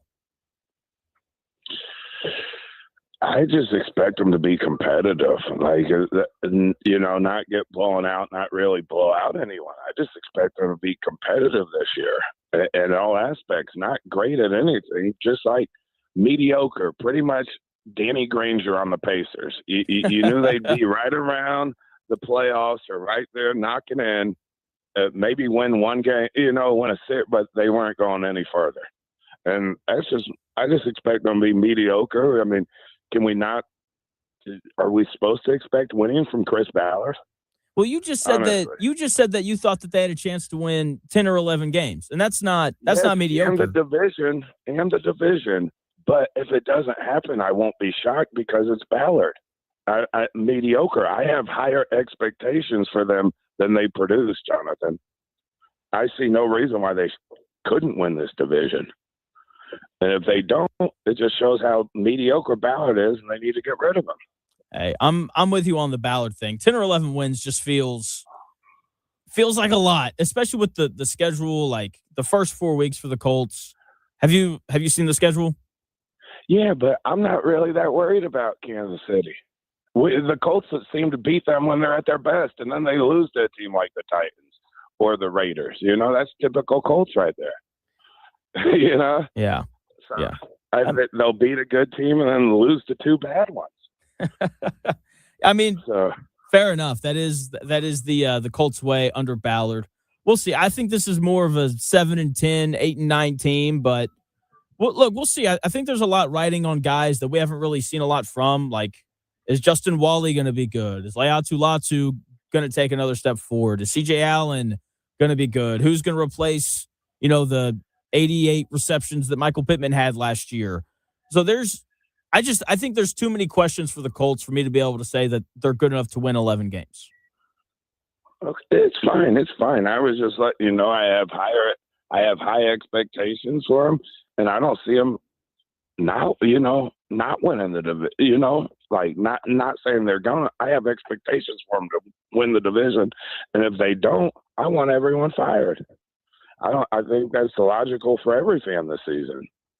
It's got to be. But then again, that was the logic last year.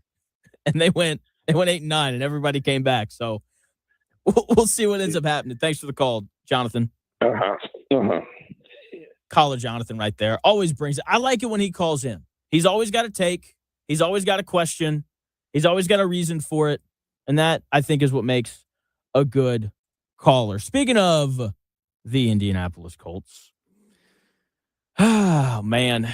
Alec Pierce, another guy that really needs to kind of step up, with the Colts losing their ultimate security blanket in Michael Pittman Jr. and the man stepping into his shoes. Alec Pierce was 4th on the team in targets last year. Alec Pierce is going from being an opening act to headlining Coachella in this Colts offense, all while recovering from a preventative ankle procedure. We'll see how it looks as his role changes and as he works back from the surgery. I'll talk about Alec Pierce in 3 minutes.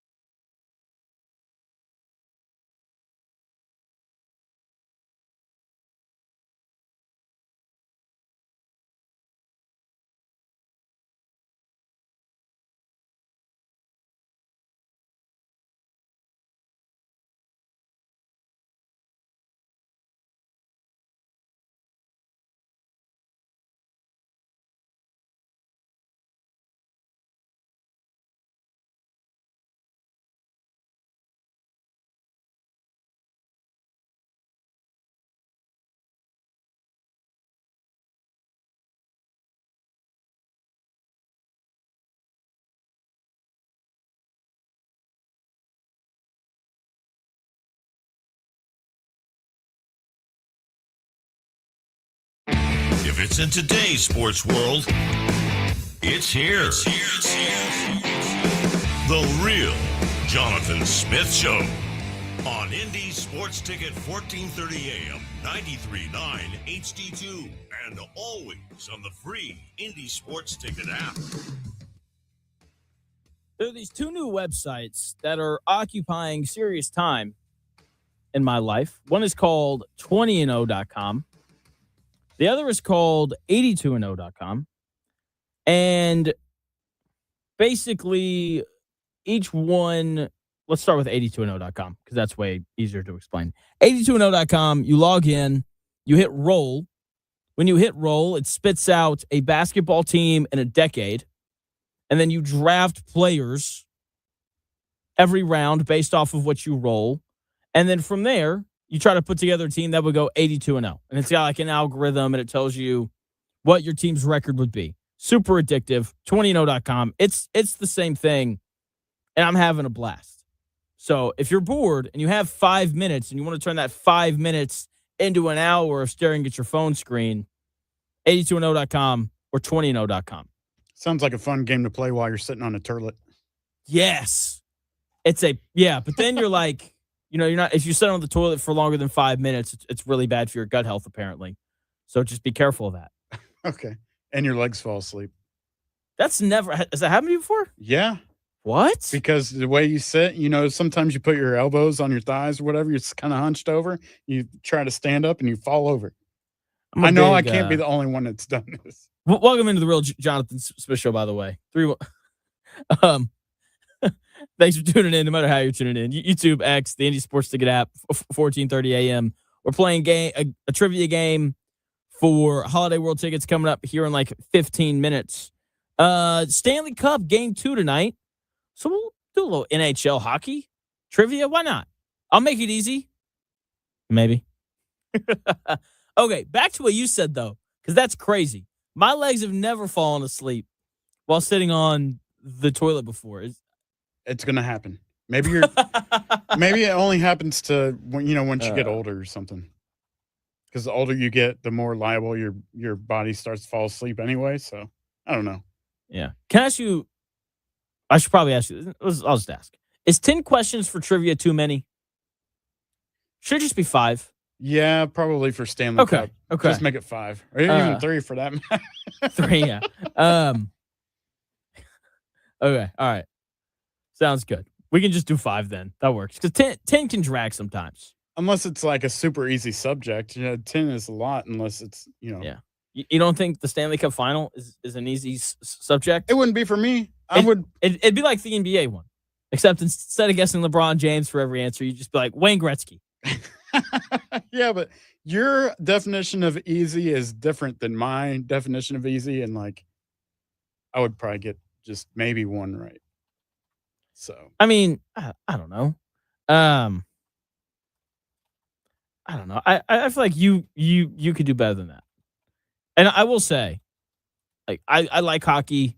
I pay attention to the Stanley Cup, but that's about it. This trivia will have multiple choice. So there's that. And it's also going to have a bunch of names that I cannot pronounce. So that's going to be a great time. awesome. So, all right, there you go. Sorry, I'm moving on Sunday. It's been a pain. Look, they fixed it, but originally we were supposed to move in on Monday.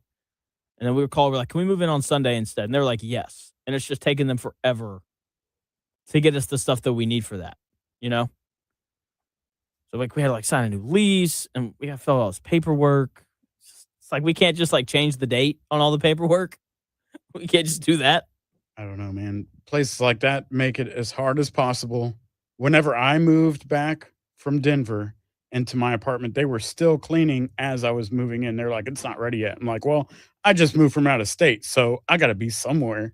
Sure, yeah. It's like, do you not want me to live here? Right. Do you not want my money? Yeah. What is happening here? So apartments are crazy. Apartments are crazy. Yeah, insane stuff. again, 15 minutes. We will do a little bit of Stanley Cup trivia for your chance to win not one, but 2 tickets to Holiday World. They got an awesome drone show going on right now. Or that starts on the 8th, excuse me. Rubber duck, world's largest rubber duck, is there. It was transported on a Jeep. I don't know if that's true or not. That makes sense. It just makes a lot of sense. Did we ever figure out what the duck thing meant? No.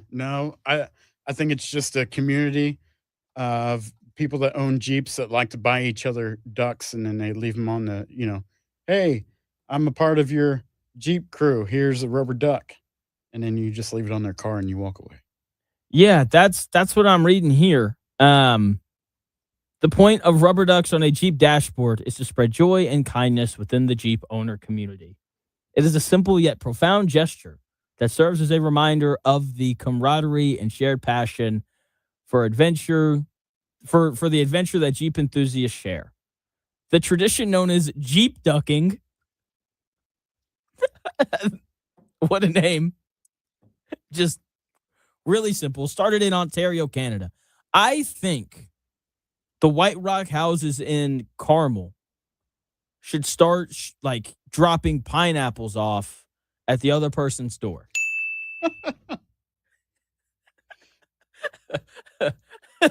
We can call it White Rock pineappling. What? I don't even know what to say about that. I'm just, what would now I'm trying to think of just different things that car owners could pass around. Like, if you drive an old beat up Buick, do you just leave a brown bag with alcohol inside of it on someone else's car?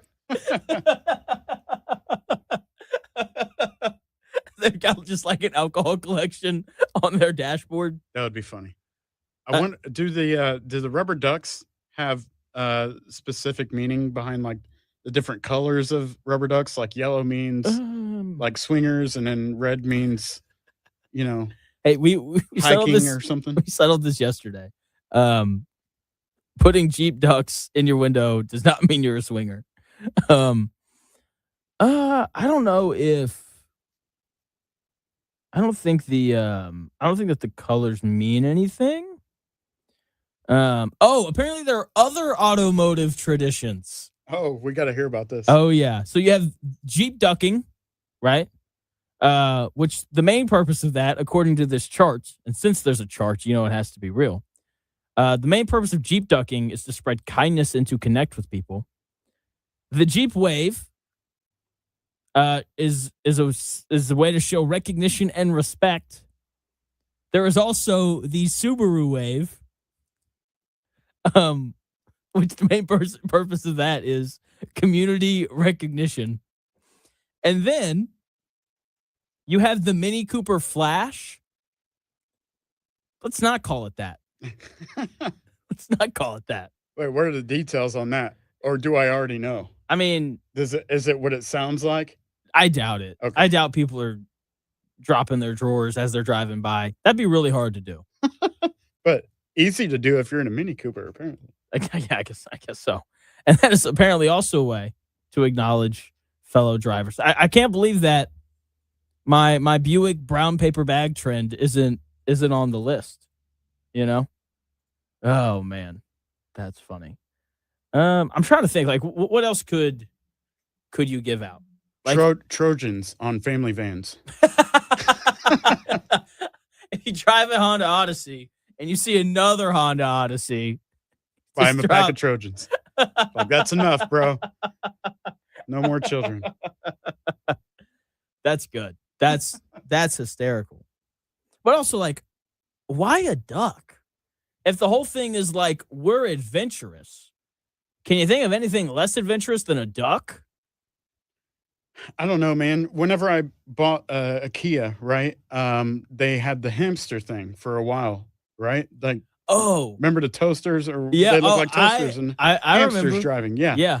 But I don't think you go around setting hamsters on other Kias or anything like that. That'd be hysterical. That'd be so funny. It's it's a new weapon in Mario Kart. You're just taking a hamster and throwing it across the parking lot. Yeah, it's like you're driving your Kia Soul because I think that's what they're called. Yeah. And then you go into Walmart and you come out and there's just like a hamster wheel just sitting on your hood. Like, oh, and then you go, I guess I have to put this in my dashboard. Right.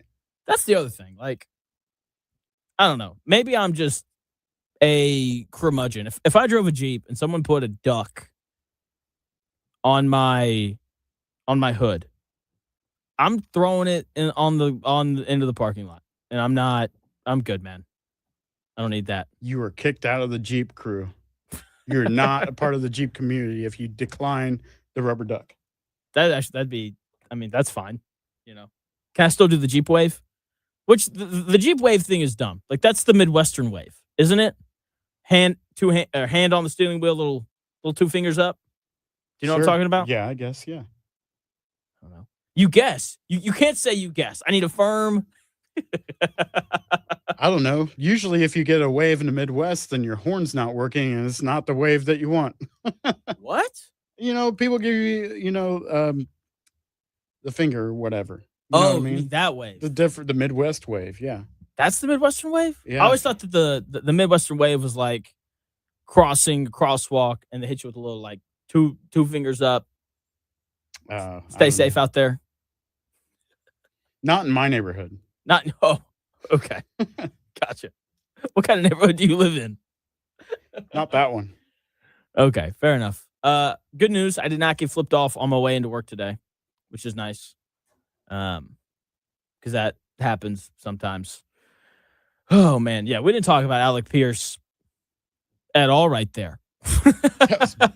Big time off the rails. That's okay. We'll talk about Alec Pierce after we do trivia. We're gonna do a little Stanley Cup 5-question trivia. It's multiple choice. 317-228-1430. That is the number if you want to call in. Coming up here in about 5 minutes, we'll do the trivia. And if you get them right, great. If you get them wrong, that's fine too. We're going to give you the tickets. Either way, just make sure you call the number, 317-228-1430. Chris, if I set the line at 2.5 for the number of questions that the caller is going to get correct, would you take the over 2.5 or under 2.5? I'm always going to take under because, like I said, your definition of easy is different. I don't know. I don't know if this is easy. I'll be honest. Okay. Like here, first question. Which NHL franchise has won the most Stanley Cup championships in history? LA Kings. Not even one of the 4 choices. Well, you said it was multiple choice. You gave me no choice. Oh, man. Left me out here to fend for myself. It's man, I wouldn't have gotten it right. Jeez. St. Louis Blues. Not an option either. All right. It's one of the Canadian ones. The Montreal team. Oh, is that right? There it is. Get out of here. There it is. So there you go. You already have the answer to the first question. 317-228-1430 for your chance to win a couple of tickets to Holiday World. But first, throwing it to Chris with your sports update. Thanks, Jonathan. Here's a few stories trending this hour. The Colts are optimistic that Daniel Jones will be ready to start week 1 when the season begins in September. Anthony Richardson is getting the secondary snaps and OTAs, while Riley Leonard and Easton Stick split the backup snaps. So there you go. The Fever are back home tonight to host the Atlanta Dream to kick off the end-season Commissioner's Cup tournament. That tips off at 7 p.m. That'll stream nationwide on Amazon Prime Video if you don't feel like going down to Gainbridge tonight. Pacers pre-draft workouts continue today and tomorrow. They'll host local prospects Purdue's Braden Smith and IU's Sam Alexis. The Vegas Golden Knights hold a 1-0 series lead over the Carolina Hurricanes in the Stanley Cup Finals. Game 2 tonight on ABC at 8 o'clock. That's what's trending this hour. More on The Real Jonathan Smith Show after the break on Indie Sports Ticket, 1430.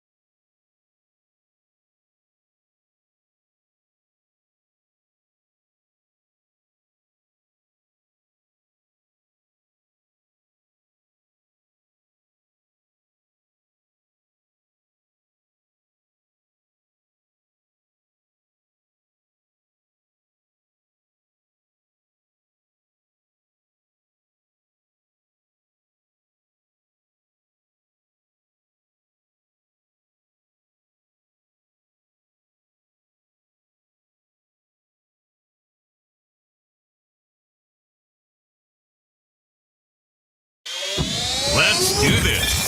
It's the real Jonathan Smith Show on Indy Sports Ticket, 1430 AM, 93.9 HD2, and always on the free Indy Sports Ticket app. Hour number 3 of the real Jonathan Smith Show is getting underway. With a little bit of trivia, we're giving away tickets to Holiday World. Thank you for tuning into the show. No matter how you're tuning in, YouTube, Indy Sports Ticket. If you want to head over there and subscribe. Maybe you're watching the show on X__Jonathan Smith to follow me there and watch the show there. You can also listen on the Indy Sports Ticket app. We had a caller during the break. That never happens for trivia. It's Brad. What's going on? How are you? Hello, Jonathan. What's going on? So this is for context. This is Brad, my father-in-law, which is awesome because unless I'm just wrong, you're not a big hockey fan, are you? No, I am not a big hockey fan, but I do know the answer to the first question. That's good. That's good. I'm glad. Who are you going to take to Holiday World with you? Well, how many tickets are there? There's 2. Well, then you know the answer to that. That'll be your mother-in-law. Absolutely. I didn't know. I had to be sure. He's going to go twice by himself. Hey, that's an option. You go twice by yourself. All right. First question for those who missed it earlier. Which NHL franchise has won the most Stanley Cup championships in history? Is it A, the Toronto Maple Leafs, B, the Detroit Red Wings, C, the Montreal Canadiens, or D, the Boston Bruins? It is the Montreal Canadiens. They've won 24. Correct. 24. Yeah, the number and everything. If only we did extra credit. Who's the only player in NHL history to win the Conn Smythe Trophy, which is the playoff MVP, despite being on the losing team in the Stanley Cup Finals multiple times? Is it A, Glenn Hall, B, Gene Sebastian, not even going to try to say his last name, C, Ron Hextall, or D, Roger Crozier? I'll go with A. It is not. It is B, John Sebastian. That's okay. Right. All good. All good. Number 3. In what year was the Stanley Cup first awarded? A, 1893, B, 1917, C, 1926, or D, 1905? 1917? No.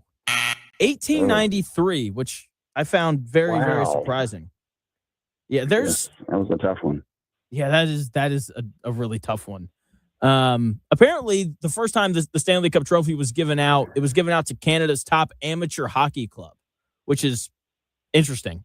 Number 4, which legendary player holds the record for the most career Stanley Cup rings as a player, lifting the mug 11 times? A, Wayne Gretzky, B, Henry Richard, C, Jean. Chris, do you want to give that? You want to give that name a go? Nope. All right, Jean. Believe Al. Let's go with that. Or D, Gordie Howe. Let's go with Gordie Howe. It is B, Henry Richard. Oh. I figured everyone would just guess Gretzky on that question. So, well, I considered it, but then you said Gordie Howe, and I was like, well, that is a possibility. Yeah. So. All right, Brad, last question for you. Tradition dictates that every member of the winning team gets 24 hours alone with the Stanley Cup. Which player famously used his day to baptize his daughter in the bowl of the cup? A, Martin Brodeur, B, Joe Nieuwendyk, C, Sylvain Lefebvre, or D, Mark Messier? Mark Messier. It is not. It is C, Sylvain Lefebvre, or however you say it. So, hey. Those are tough questions. Yeah, not especially for a non-hockey guy. Yeah, tough one today. I don't know. I mean, to be fair, they're all hard, which is, I don't know. I kind of like it that way. Okay, thanks, Chris. Thanks. Yeah, you don't want to just give it away. Yeah, exactly. Okay, Chris. All right. Well done, Brad. Yep. All right, Brad. Thanks for calling in. Hold on the line. I'll have Chris grab your information. All right. All right, thanks. You got it. See ya. Oh man, that was funny. All right, good old Brad. Alec Pierce. To switch gears here, just a little bit. Alec Pierce had ankle surgery during the offseason, and in normal Chris Ballard fashion, he decided to give a boatload of money to a player that's coming off an injury. Now, the surgery was more of a preventative measure, according to Chris Ballard. Personally, I don't care. I don't really believe him either. That's like patching a tire that hasn't blown yet. You don't pull into the pit stop unless you smell rubber burning. You don't take a preventative measure if nothing is wrong. So anytime also that there's a surgery, like there's some level of risk that is involved. Like how is Alec Pierce going to look coming off this surgery? He's not participating in OTAs as he works his way back. He's going to be ready to start playing again in late July. Normally, this wouldn't be a very big deal to me. We've seen 4 years of Alec Pierce. He's been really good in his role over the course of the 4 years. But he's changing roles. And I would like to see him play a little bit more than what he has right now. Like, he's the Colts' best wide receiver this year. He is their number one wide receiver option. Like, think about that. This is a guy who was 4th in targets last year for the Colts. He was 4th in receptions last year for the Colts. Tyler Warren, Michael Pittman Jr., and Josh Downs all had more targets and receptions than Alec Pierce did. That's going to change. He's the guy now. He just went from being the opening act straight to being the headliner at Coachella. Kind of a big deal. It's going to be him and Tyler Warren leading the way for the Colts this year in the passing game. That's the reality of what we're walking into. And look, Alec Pierce is a guy who, for the most part, has stayed pretty healthy. When you look at his career, like he's usually playing, 14 or 15 games. He's only played all 17 games once in his career. That was his second year in the NFL. And earlier in the show, I thought Otter Creek asked a really good question of, like, is he going to be durable? As a guy who's probably going to have twice as many touches this year compared to last year in terms of getting his hands on the football, right? So is he going to be able to stay healthy? Also, I would like to know how Alec Pierce looks running routes against Sauce Gardner and Shavarius Ward, routes that aren't go routes, deep overs, or post routes. Up until now, Alec Pierce has been a one-trick pony, a luxury sports car that only knows how to drag race in a straight line. I don't know if that's the best analogy. I feel like you only drag race in a straight line. That's okay, though. We'll get better. We're about to see how Alec Pierce performs when he's forced to navigate a tight autocross course running the full route tree. He's never had a season with 50 receptions. 50 receptions is not that many. There are running backs who have 50 receptions in a season. Okay, he's only had 2 seasons with 40 receptions. The Colts are going to need him to be at a number closer to 75, like at least 60, preferably, if they want to make the playoffs this year. Because unless Patrick Mahomes or Josh Allen is your starting quarterback, it's hard to have a playoff-level passing game when your tight end is the only difference maker as a receiver. I like Josh Downs, but everything he does is less than 10 yards down the field. Okay, he's reliable, and I like that about him. I like that he's able to get open. I like that when the Colts throw him the football, I expect for it to be caught. I like that after the catch, he's a pretty decent player. But he's a bunting specialist, and you need someone who can clear the fences. You need an explosive element in your offense. Alec Pierce was that last year. He has to be that again this year. Okay, here's the thing, though, and this is where it gets interesting. We know that he can be the guy who makes the big play over the top. But he also has to be a guy who the Colts can rely on for third down conversions, because that's who Michael Pittman Jr. was during his time here in Indianapolis. And he's obviously not here. He's off to bigger and better things in Pittsburgh. Okay, Michael Pittman Jr. had 47 receptions for first downs last year. For context, Alec Pierce had 47 total receptions last year. Over half of Michael Pittman Jr.'s receptions resulted in a first down. He was a reliable, chain-moving wide receiver. When the Colts needed to keep the drive alive, they went to Michael Pittman Jr. He also led the Colts in receiving touchdowns. He was their main red zone target. Okay, he had 7 receiving touchdowns last year. That led the Colts. Okay, when the Colts needed points or a first down, Michael Pittman Jr. was the guy. 52 total, or 47 plus 7, 53, 53 receptions. Wait, no. Chris, what's 47 plus 7? 54. There it is. Right? Maybe? Yeah. Okay. 54 total receptions last year, resulting in touchdowns or first downs. Again, Alec Pierce only had 47 receptions total. Okay? When the Colts needed points or a first down, Michael Pittman Jr. was the guy. Alec Pierce is going to have to take on part of that responsibility. It's going to be him and Tyler Warren. 2 big-bodied pass catchers with good hands. I know Tyler Warren can do those things because we saw him do it last year. Very reliable on third down. Only 4 touchdown receptions. I think that number is going to go up for Tyler Warren. More on that here in a minute. But Alec Pierce is the one that I have questions about in his new role because we haven't seen him do it before. We're asking a guy who specialized in home runs to suddenly start hitting for average as well. His development from a pure deep threat to an all-around receiver isn't just a storyline. It is a vital organ in the Colts offense this year. Tyler Warren's improvement is going to be something extremely important as well. Now, to give Tyler Warren some credit, he's a stud. And if there's anything that you have to be excited about this year watching the Colts, it's him. At the end of the year, we could look up and realize that the best tight end in the NFL plays for the Colts. Tyler Warren was awesome last year.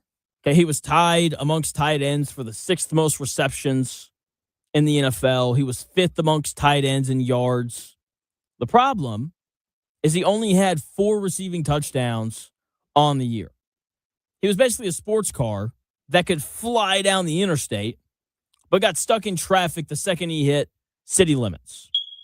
But with Michael Pittman Jr. gone, those red zone targets are up for grabs. Okay, Warren should be an absolute cheat code in the red zone. The man is 6'6", 255 pounds. Trying to cover him is the defensive coordinator's nightmare. He's too fast for linebackers. He treats safeties like a high school bully treats freshmen. He is the definition of a mismatch. And as great as he was last year, the red zone is the area where he can get better. Okay, he needs to be better against man coverage as well. Max Toscano laid out for you a couple of weeks ago that, about how he kind of struggled a little bit against man. He talked about how a lot of Tyler Warren's success last year came against zone coverage. Okay, he was great at finding the soft spots in the defense. He was like a guy finding an empty couch at a crowded party. Tough to do, but there's some of us who are just better at it than others. So great at that aspect, but he needs to be better in terms of coming out of his breaks. Okay? He needs to be a little more explosive. Right now, he's rounding off his routes like a semi-truck taking a wide turn. He needs to cut more like a sports car, and I get it. Tough for a guy that big to display sharp cuts, but it's an area where he can still improve. Here he is talking about the areas of his game he wants to improve at in year 2. I think for me a big thing is the explosion out of my breaks, right? So getting in the break is one thing, but being able to accelerate out of it and still you create the space, but being able to hold that space if you are like running across the field or something like that, I think is big. But really, when it comes down to all the little, fundamentals, I think is the biggest thing when you're playing in this league. Everyone's so good. You got to have everything you're doing, to a T and perfect. Tyler Warren right there talking about where he can get better. Exploding out of breaks was the only thing he specifically named. Okay, Alec Pierce is the Colts' best receiver this year. But Tyler Warren is their best pass catcher. He's going to lead the Colts in receiving this year, and it wouldn't surprise me if he led the Colts in receptions as well. He's that good. We all saw it last year. Okay, the only way that happens, though, is if he's better exploding out of his breaks against man coverage. That should lead to more touchdown receptions as well. In the red zone, windows are tight. Windows close faster as well. It's like an elevator door when someone's running for it. Don't know how the elevator door knows, but it's like, nah, man, we're closed. See ya. A little extra separation would go a long way for Tyler Warren's touchdown numbers, and it would be nice to see him pull like a Leatu Latu in year 2. Year 1 of Leatu Latu, he had 4 sacks. Year 2, he had 8.5. He doubled it.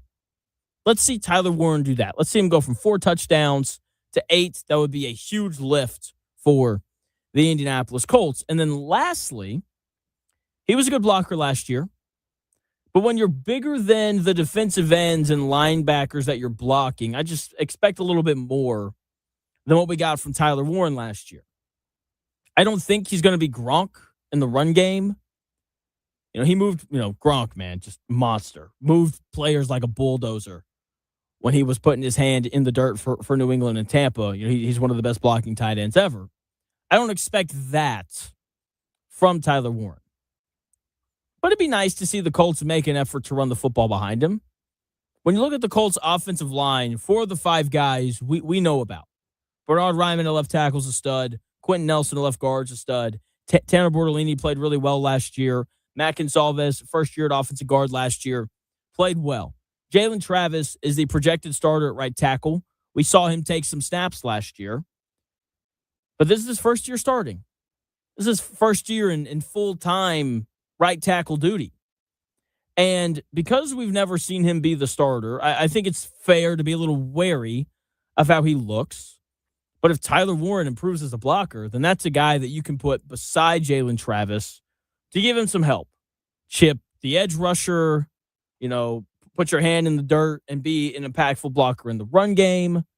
Because the left side of the offensive line for the Colts, they're going to push dudes around.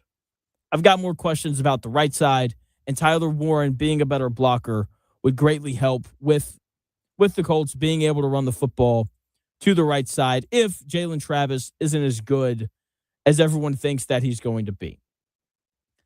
Playing cornerback in the NFL is incredibly tough, but there's one young Colts player that is transitioning from playing on the outside to playing on the inside, going from outside corner to nickel. The coaches love Justin Wally. They're going to rave about him this offseason. But the positions aren't the same, and it's not a one-to-one transfer. Okay? I'm going to talk a little bit about the difference and why Justin Wally may struggle playing on the outside compared to the inside in 3 minutes.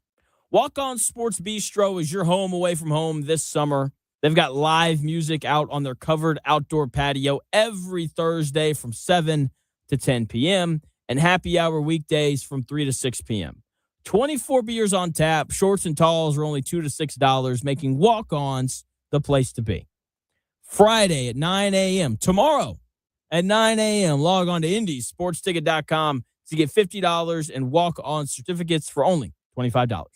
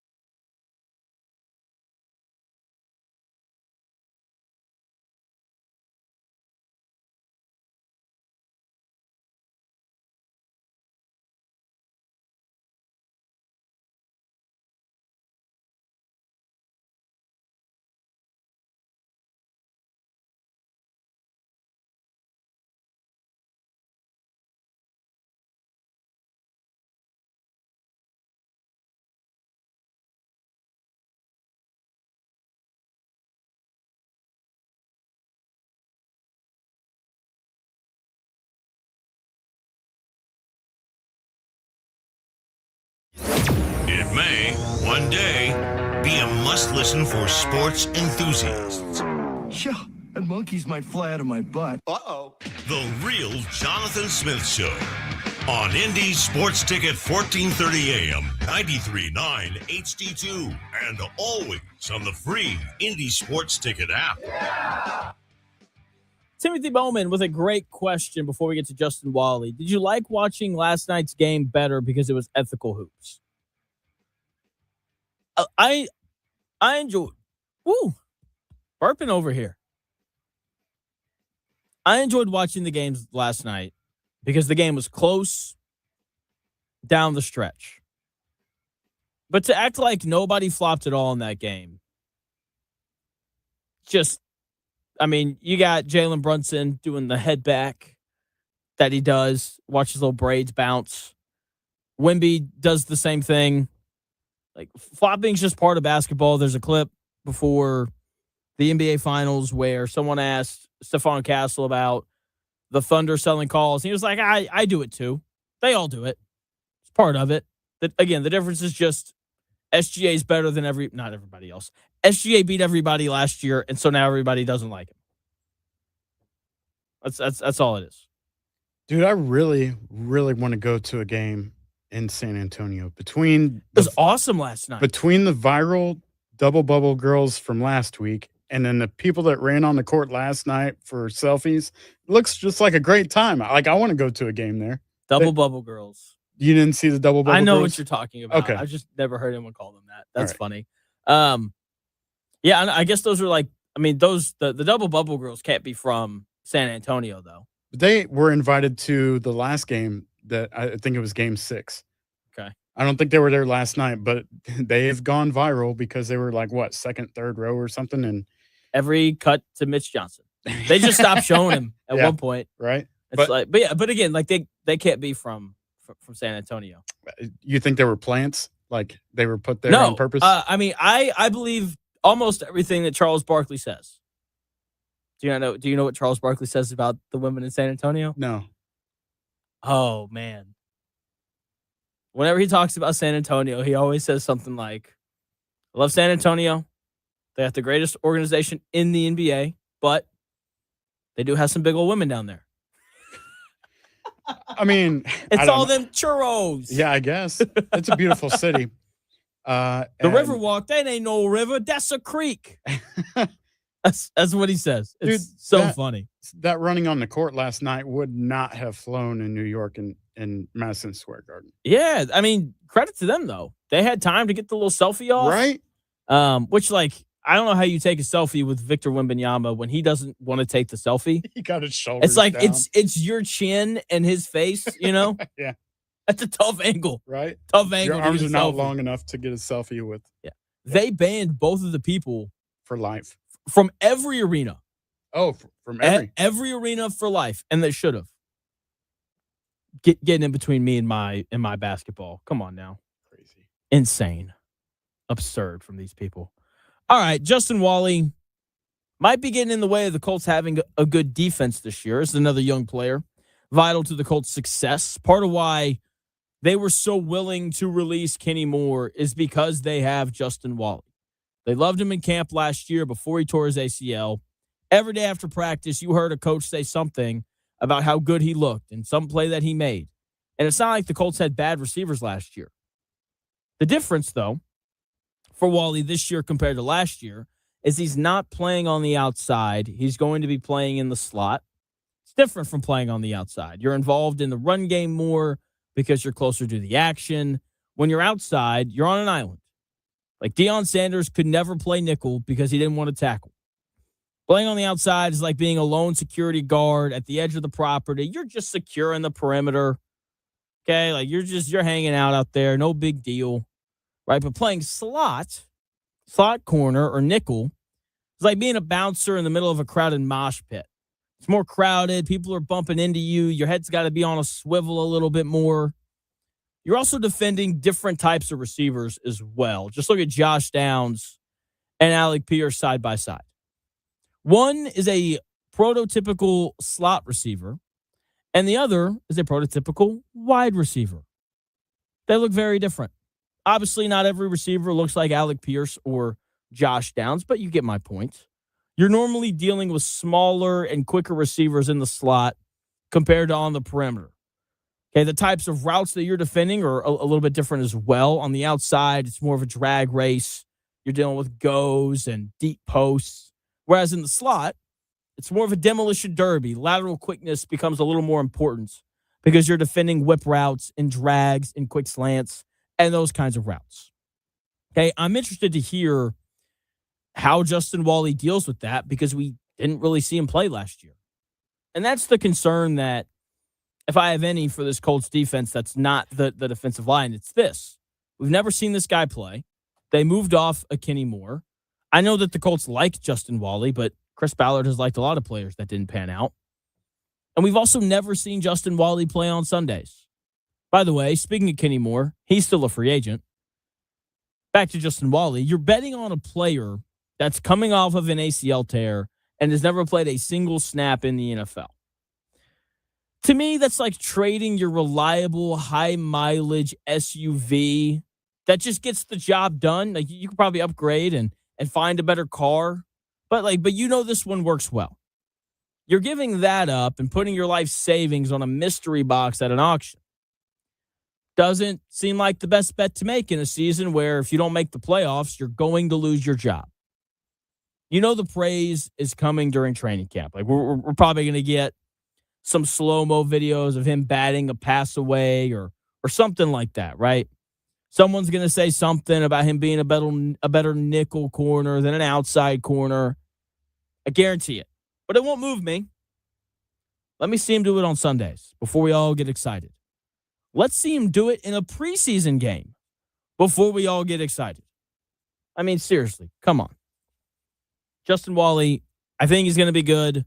Everyone seems to love him. But can we, see him play a little bit of football before we get too excited? Now, speaking of getting excited, the NBA Finals began last night. What a game one. It lived up to the hype in every single way. The game was tied going into the fourth quarter. It was also tied with 2 minutes and 16 seconds left in the game. What more can you ask for in an NBA Finals? It was back and forth. I think this is going to be a great series. The Knicks have now won 12 straight playoff games by double digits. They are playing incredible right now. Yes, you heard that correctly. It was tied with 2 minutes and 16 seconds left, and the Knicks won the game by double digits. In fact, the game was tied 94-94 when Wemby hit a free throw to tie the game. And then he took another free throw. He made it. So it was 95-94, 2 minutes and 16 seconds left. That means the Knicks closed the game on an 11-0 run. They won the game 105-95. If every game is close down the stretch, I'll take the Knicks every time.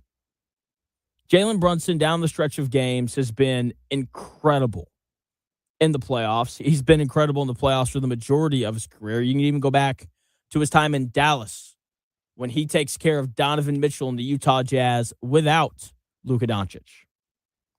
Everyone loves Wemby, and he's a great player, but he's not a polished offensive player quite yet. Okay, he had a pop in the fourth quarter. He had a three. He had an and one at the rim, all that kind of stuff.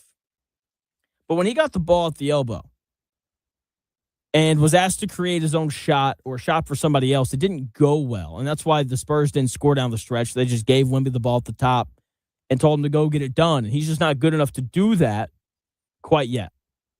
Okay, he's got to be better at creating offense for himself and his teammates.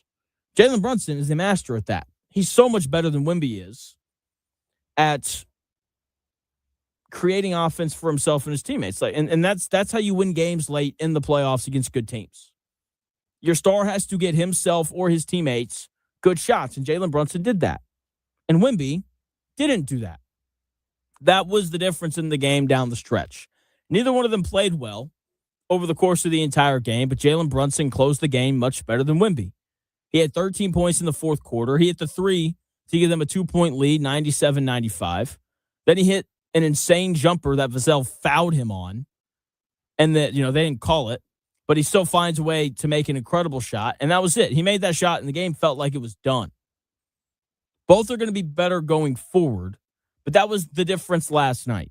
Jalen Brunson closed the game better than Victor Wembanyama did. That is why the Knicks were able to walk out of there with a 1-0 series lead. Despite Wemby struggling mightily, I'm proud of him. He did do media last night. I was kind of surprised. The last time he lost and he didn't play well, he went and pouted in his locker. So glad to see him get behind the podium to talk a little bit after a disappointing game. But Wemby was not the storyline coming out of game one. I don't think Jalen Brunson was either. The big man for the New York Knicks continues a really nice playoff run. Karl Anthony Towns was the most impressive player on the floor last night for the New York Knicks. I'll tell you how I got to that conclusion in 3 minutes.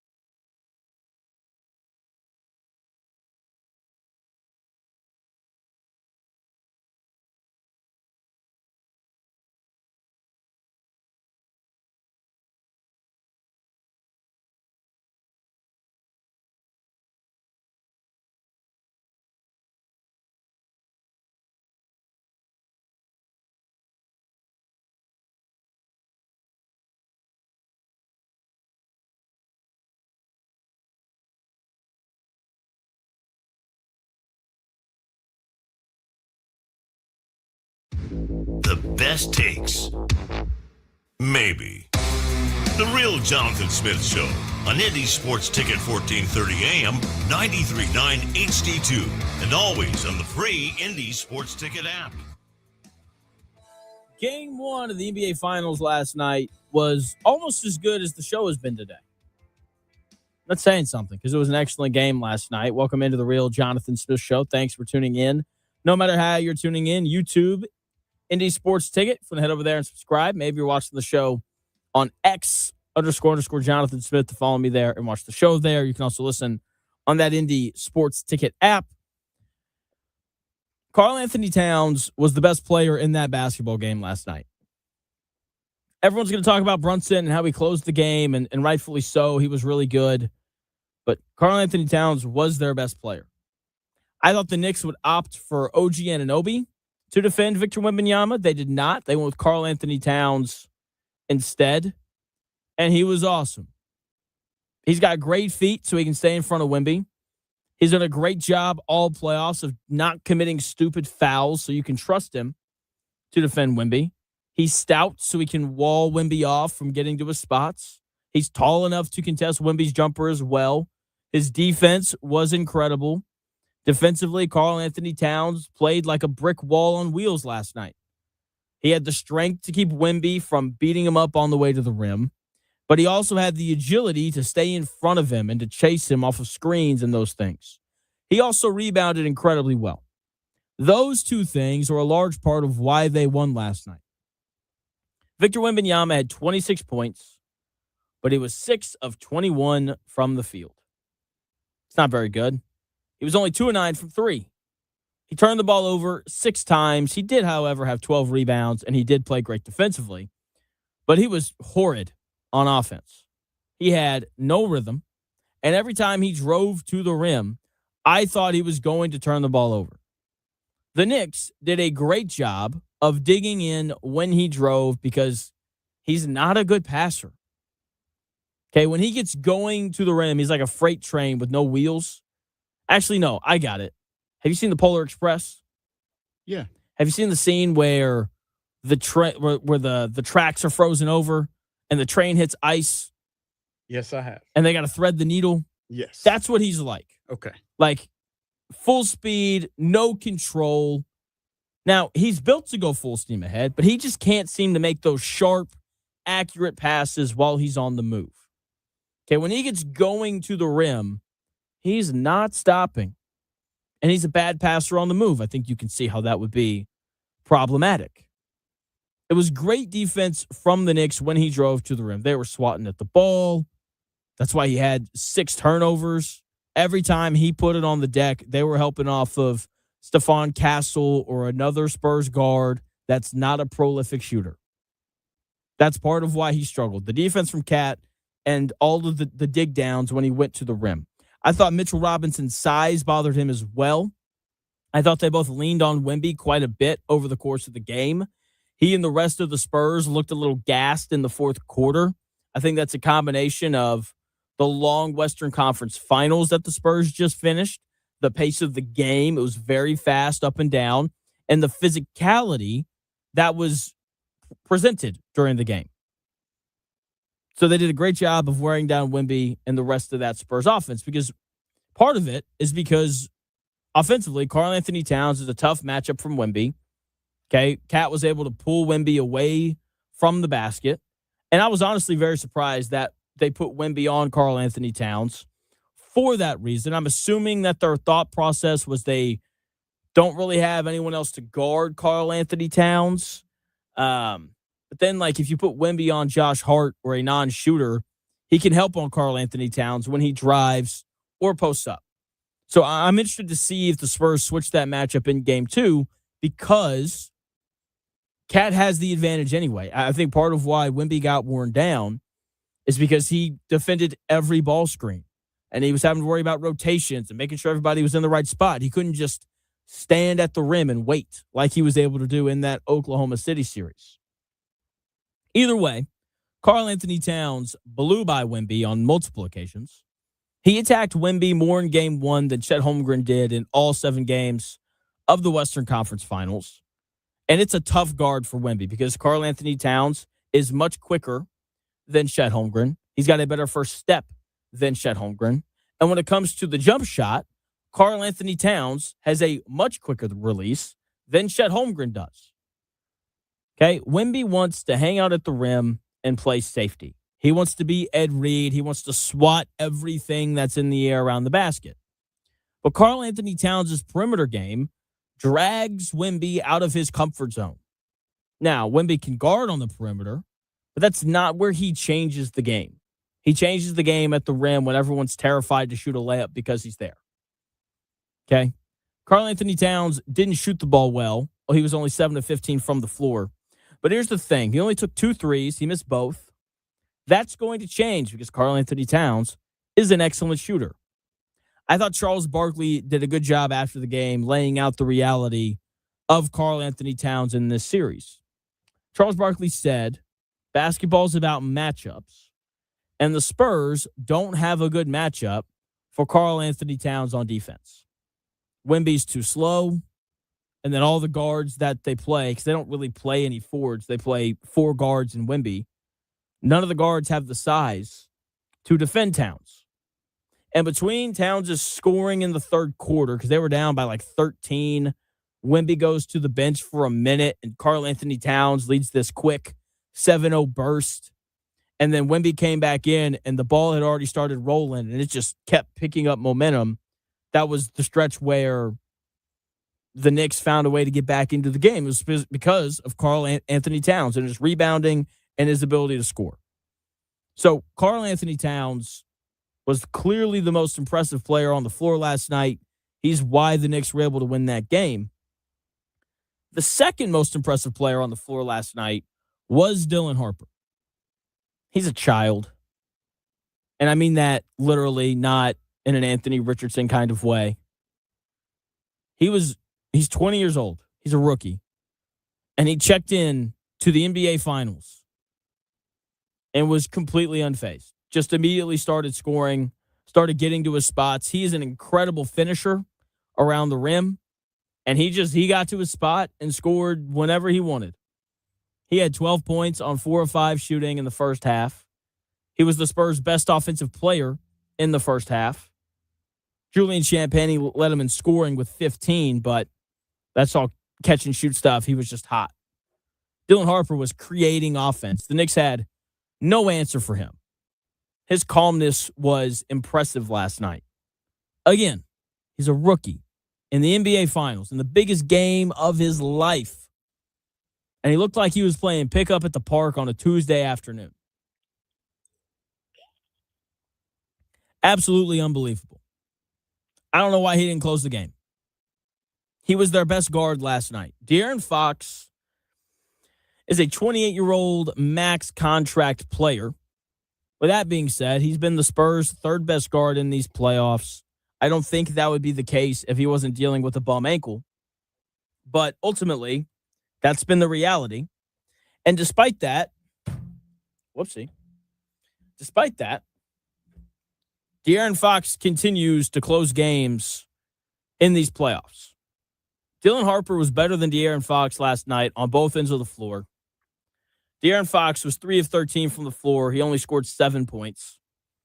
Dylan Harper had 16 points on 6 of 10 shooting. He was the only Spur who shot better than 50% from the floor. And I can't believe he wasn't on the floor to close the game last night. Like, leaving Harper on the bench down the stretch was like keeping your best high-performance sports car parked in the garage during a street race while your everyday sedan is just sputtering down the track. That's a change the Spurs have to make. Not saying that Dylan Harper needs to close every game going forward, but they just need to play the hot hand. Like, they clearly like De'Aaron Fox. They should, because he's a really good player. But last night, he was clearly not having as good of a night as Dylan Harper. Again, the only player for San Antonio to shoot 50% or better from the floor last night was Dylan Harper. And I am very intrigued to kind of see how things go for them going forward. So I still like the Knicks in 6. Feel even better after their win last night. Chris, you still riding with the Knicks in 7? I am. And I feel dumb because I just realized that Dylan Harper is the son of Ron Harper. And his other son is on ESPN right now, Ron Harper Jr. I'm assuming he plays for the Celtics. He does. So it aged me just now because Ron Harper was somebody I watched and now he has kids in the NBA, and I know like Boozer's Yeah. about to have kids and whatever. Man, I just feel old right now. Boozer's the first guy for me that I grew up watching because I loved those like 2010s Bulls teams with Derrick Rose and Yeah. Boozer and Joakim Noah. He's the first guy that I like really watched as a kid who's going to have a child in the NBA. That's crazy. Yeah, it's weird. I mean, it's one thing for Bronny to be in the league because, Yeah. LeBron's been in the league forever. Yeah. But LeBron came out of high school. I still feel like, LeBron's my age, or like I'm probably older than him, but it's still crazy to know that, people that we grew up watching now have kids in the NBA, and I feel old. It really is. Yeah, it's weird. Do you think that there's a part of Ron Harper that's like, I wish I'd saved my name for my second oldest son because he's a much better basketball player than my oldest one? I don't think he looks at his own kids like that. I don't know, man. I'm just saying. I think it's a fair question because Dylan's a much better player than Ron Harper Jr. Just saying. So, Okay.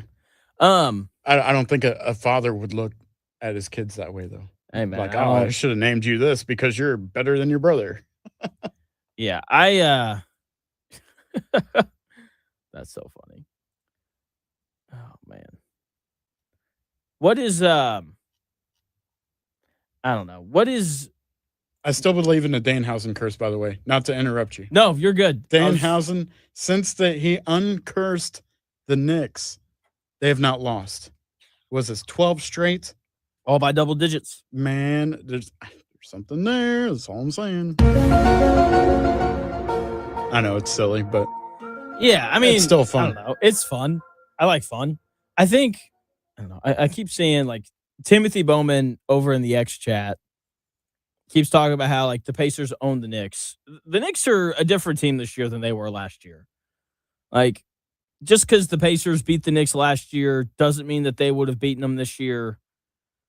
I mean, third time's a charm, all that kind of stuff. Mike Brown's I think you can say this pretty confidently, given what's happening. Mike Brown's a better coach than Tibbs was, at least with that roster.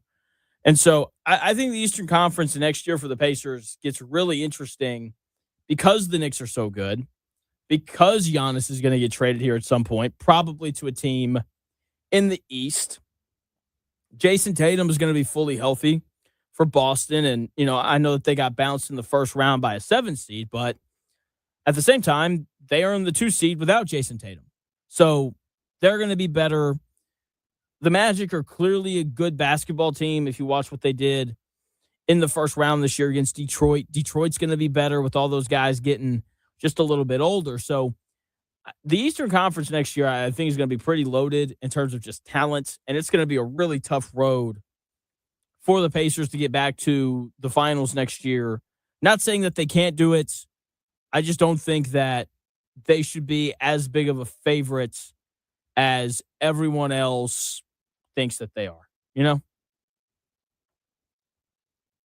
I was kind of saying that too. I was trying to think of what to say.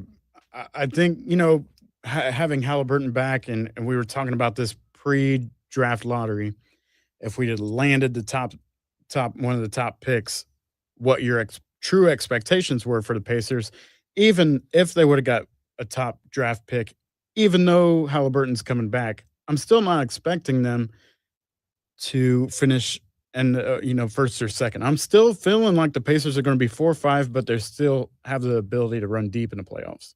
Absolutely. Cleveland as well. They could come back better too. Yeah. We'll see. I don't feel as good about Cleveland as I do everybody else. Same here. We'll see. They did get to the Eastern Conference Finals this year. So analytically speaking, they were also up before they lost in reality to the Knicks. So watch out there. Yeah, man, I love hoops. I can't wait for the game tomorrow night. We will break down the game or game 2 adjustments and those things tomorrow on the show. Fine, we'll talk more Colts and those things as well. Chris, what did we learn today?